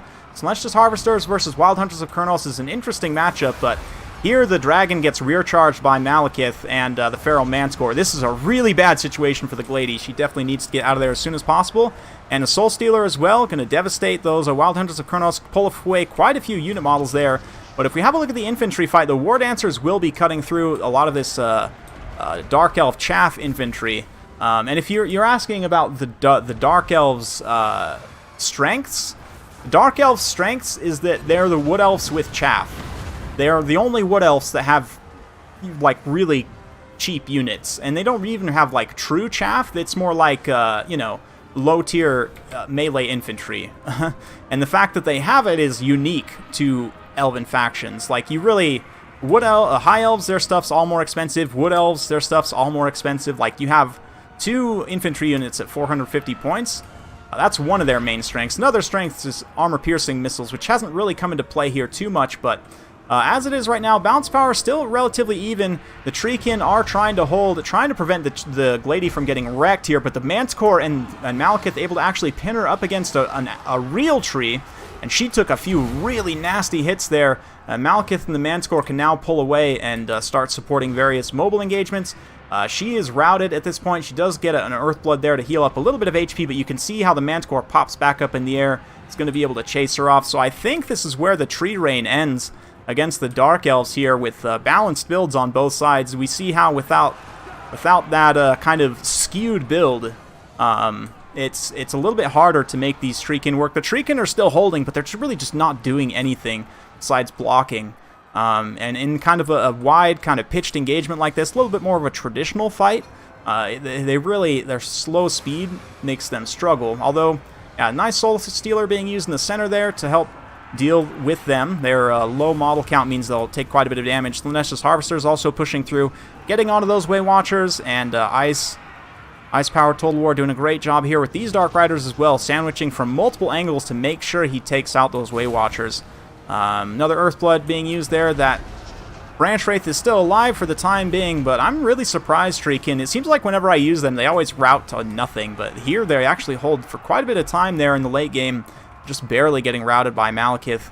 And Dark Elf Swarm incoming now for this final position. There's a handful of Eternal Guards still defending those Treekin. We do have some War Dancers coming back from route over on the far side, but yeah.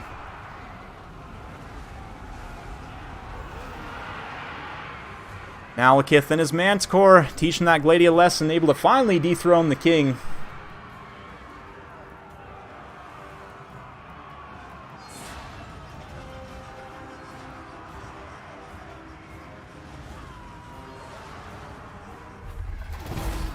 And that's it.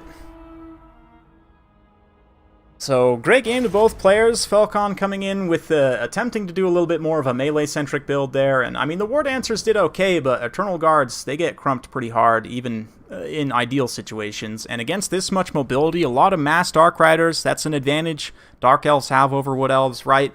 The cheap infantry is an advantage Dark Elves have over Wood Elves. So, looking at this build, you know, on paper, like, the Manticore is at cost, just straight up better than the Grey Eagle in almost every way. Malekith, also the Soul Stealer, is going to be good against the Treekin and Way Watchers, and obviously the Elven Cavalry there. So yeah, I mean, this build potentially could be vulnerable for a very aggressive hit-and-run cycle charge from somebody like Orion with like four Wild Riders. Try and catch Malekith on the ground, but with this kind of a traditional build, you end up getting swamped in models here, and I really like this build from Ice Power, actually. It's like, it basically covers all of the advantages that Dark Elves have over Wood Elves, right? Like cheap infantry check, cheap cavalry check, Soul Stealer check, Manticore check. Harpies also are a decent disruption tool, decent for chasing various units and, you know, keeping them locked down. They have decent enough melee defense, weapon strength. They can kind of do some work in that way, especially the Karens of Cain with their regeneration. But, yeah, Treekin OP, right? Yeah. Yeah, that was a good build, though. GG's. Yeah, we got one more in here. We're going to go ahead and pull it in. Let me go ahead and check my friends list here. Okay.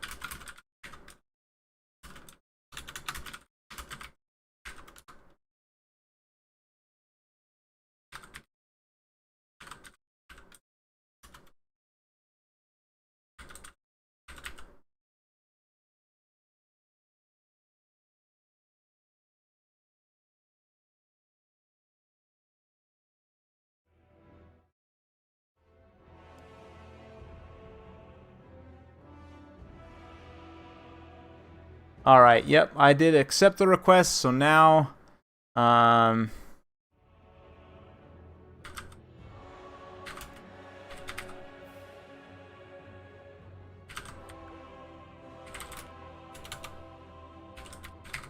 alright, so, let's see here.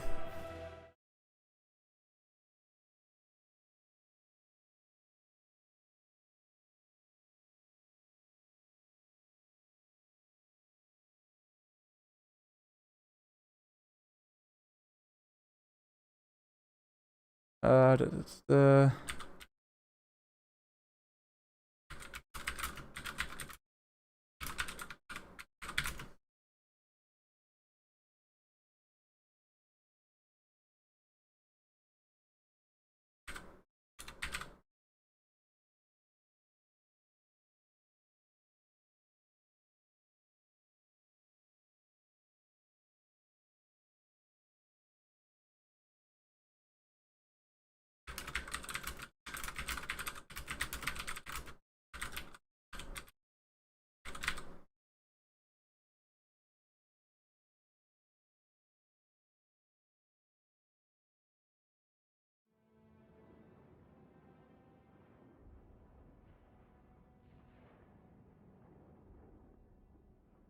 Okay, so we've got him in here, and then, okay. Oh, over here. Nope, okay.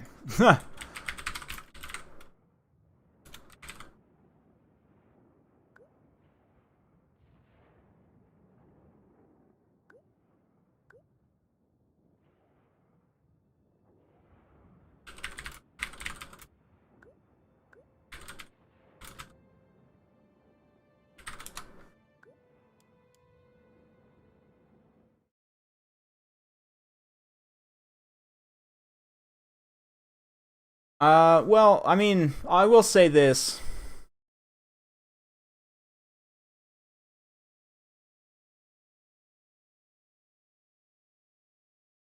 Yeah, the Rangers are really good chaff cleaners. Bleak swords don't clear chaff nearly as efficiently, and like they'll lose against other lower tier units sometimes, like Empire State Troops, for example, like State Troop Swordsmen.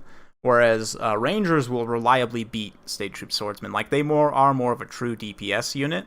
The other thing too about Rangers is they're 40 speed, which is super fast for infantry. Like any infantry that's above like 38 is really good, to be honest. And they have good physical resistance too, so just in general they have a lot of useful traits. Yeah.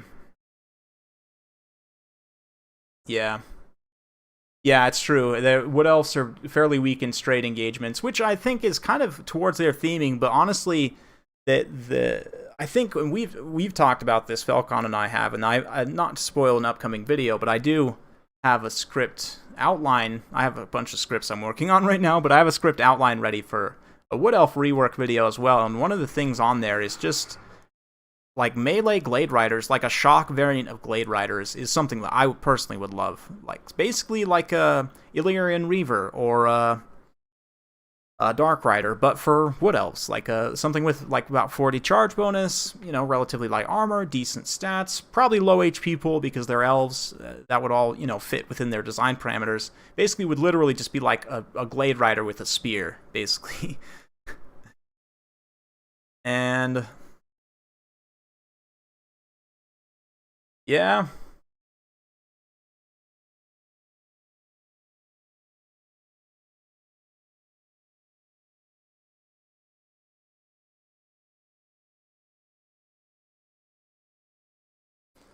Oh no, we can put the blocker back up.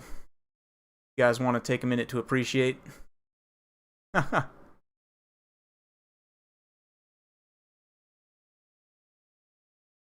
Game of Guess the Unit.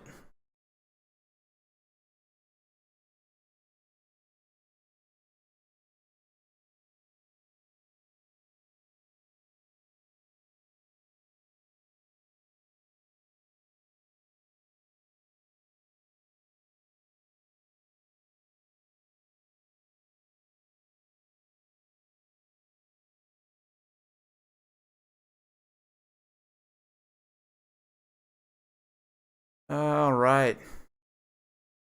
Sisters of Slaughter have AP on their unit card at release? I don't remember, actually. Don't remember. I do know Eltharion has AP on his unit card. It has the armor piercing. I think. I need to check. I'm pretty sure it still does. But yeah, if Treekin were actually a valid unit, yeah, honestly, it wouldn't take much, too. If you just bumped him up to, like, 80 weapon strength instead of 50 and gave him, like, +2 or 3 extra melee attack, I think they'd actually be a pretty solid unit. Like, it wouldn't take much. It's just their offensive output is so bad. It's so bad. They need... All monstrous infantry needs at least, like, 80 weapon strength. Like, 50 is just abysmally poor. Like, there are infantry units, full-on infantry units with, like, 60 to 70 models plus that have similar weapon strength profiles, right? Like, you look at them, you're like, why? And I mean, even Demigryph Knights only really have, like, 50 weapon strength, 50-something. But then they have this massive charge bonus on top of it, right? So in practice, they actually hit very hard, a lot harder. They also have more unit models, too. Again... Despicable Lurker, I'm pretty sure, is Nasty Skulker, I think.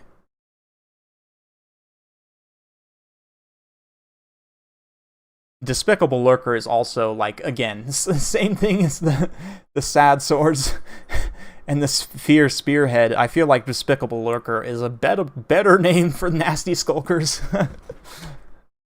Or maybe I'll do a hybrid and call them Despicable Skulkers, because that sounds, I don't know, despicable is just a great word. That's a really, really good word.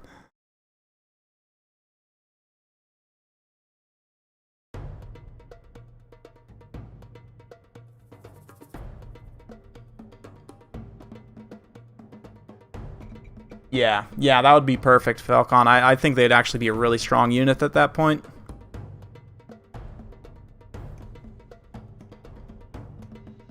This is the true mystery, is who is Triangle Dragon?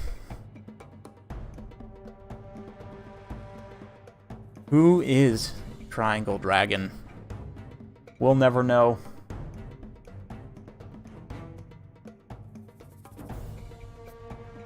Rodent Teller. I think Rodent Teller is probably a Plague Priest. That sounds about right.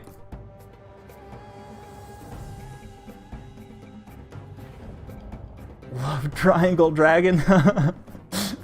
Helljet Serial Gun. For real, though. I want a Helljet Serial Gun.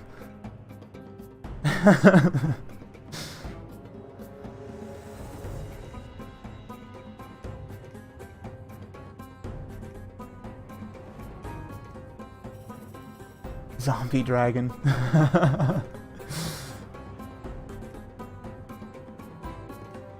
Helljet Serial Gun, I think, is the Hellblaster, I want to say. It's the Hellblaster volley gun.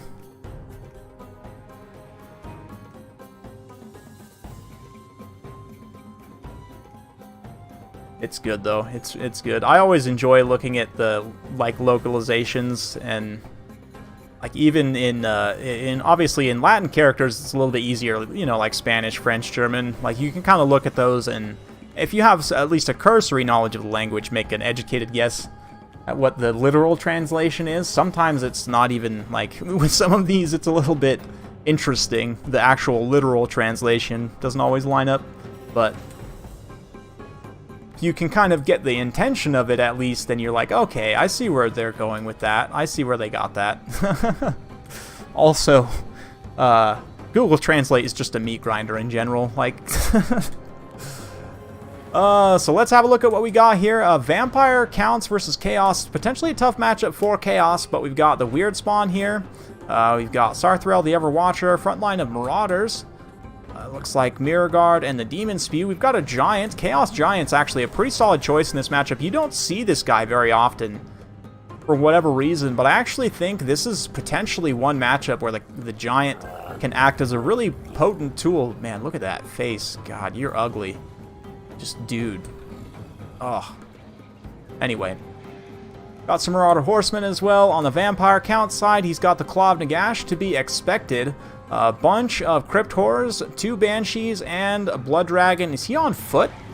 A Blood Dragon on foot, which, if you didn't know, the Blood Dragon on foot is actually still an incredibly strong combatant. 70 melee attack. He's got 480 weapon strength with 20 anti-infantry, 170 armor piercing damage, only 35 charge, but still 80 leadership. A 70 melee attack is very good. He's got some Blood Knights in the back, Dire Pack, skeletons and zombies.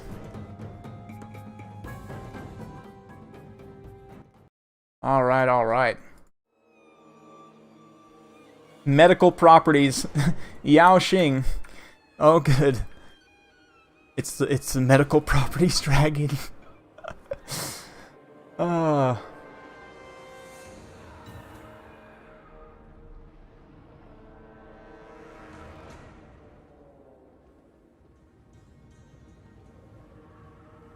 Yeah, I could see Triangle Dragon being Star Dragon, but what about Circle Dragon or Square Dragon?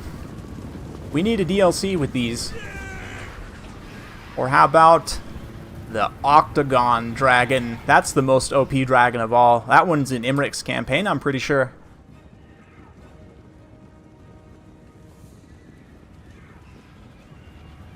And looks like these players are both going to be engaging straight up the line. I'd imagine that the Chaos Giant's going to want to try and mirror the Claw of Nagash wherever it goes.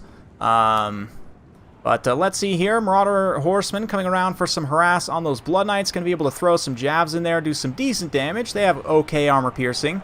And Big Bird can also counteract the Banshees if he decides to go after them directly. But right now, Marauder's getting kind of crumped in the front line in many cases. But here comes the Giant.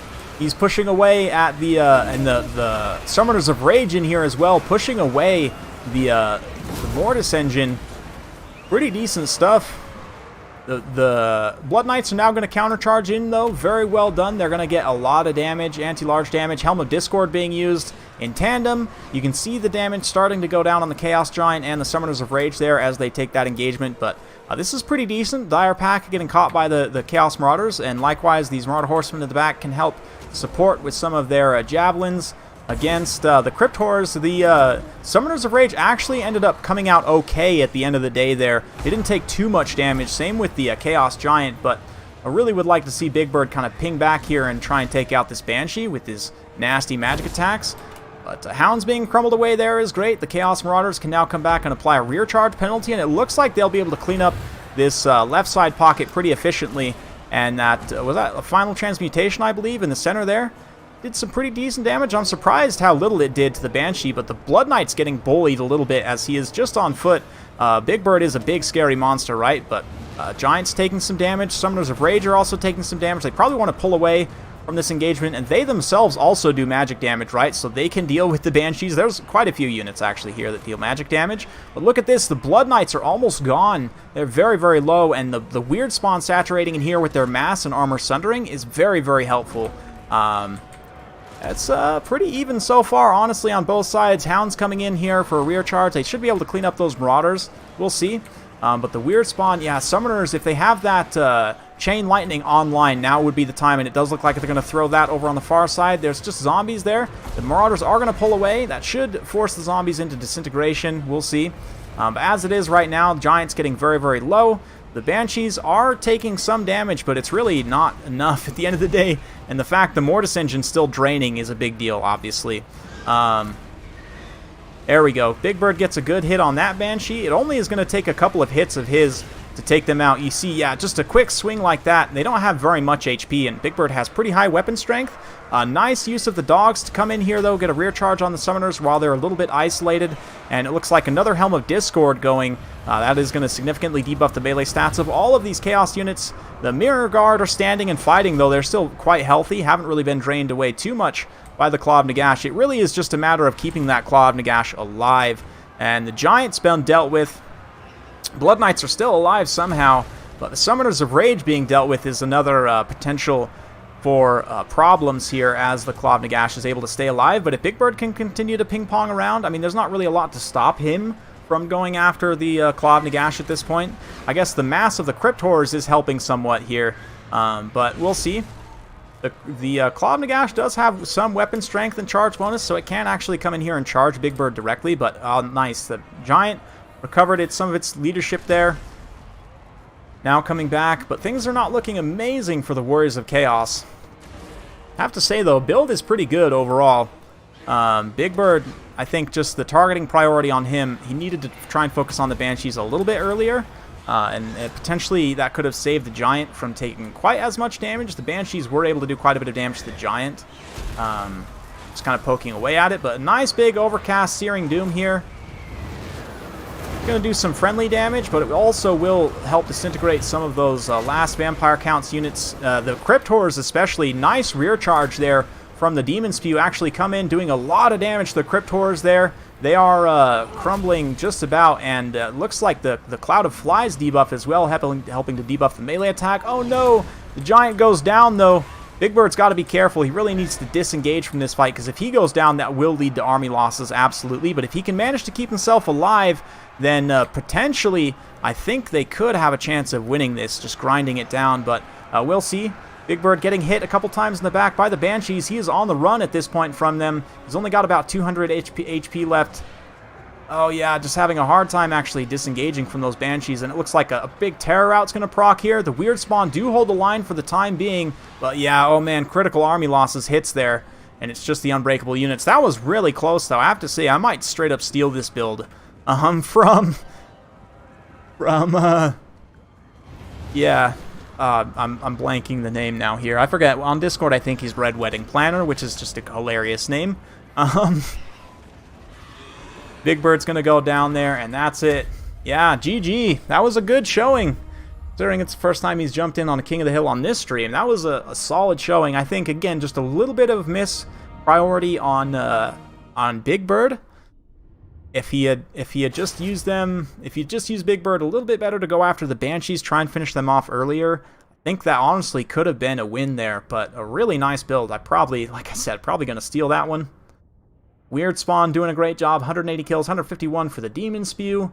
Only 27 for the Giant, but it did get an XP Chevron, whomping on the Mortis Engine there. Did a bunch of damage, too, I think, to the Blood Dragon. But likewise for Ice Power, not often you see the Blood Dragon on foot, but acting more as a support lord than anything and just kind of sustaining until the late game. 125 kills with the dogs. They did a great job chasing routing units, racked up some serious chevrons there. And that is a super efficient use of them, so...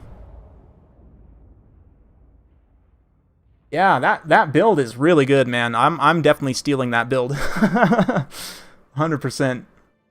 And it was pretty close. Like, you almost had it there. You almost had it. So, yeah. Fun stuff. Big thanks to everyone involved today. Falcon obviously got the most wins, but yeah, some really, really good games, guys. So if you're just joining now, definitely go back and watch, especially like some of the first few that we had. Got some good games from Bretonnia with Aerocrastic. Yeah, Falcon coming in with many Mad Treekin builds. It was a fun stream today, so big thanks to all of the competitors once again. Going over all of the tips. Back over here, Tam10, of course. Ever generous as always. Will Lawrence as well. All you guys, big thanks. I got a bunch of new subscribers, it looks like, on the stream also, so good to see all of you guys. Thanks for joining. Big thanks to my patrons as well. All of you guys for staying and chatting, hanging out with me. That's going to be it for me for today. So yeah, thanks a bunch, guys. I'm going to head out, grab some food. We'll see you next time. Bye now.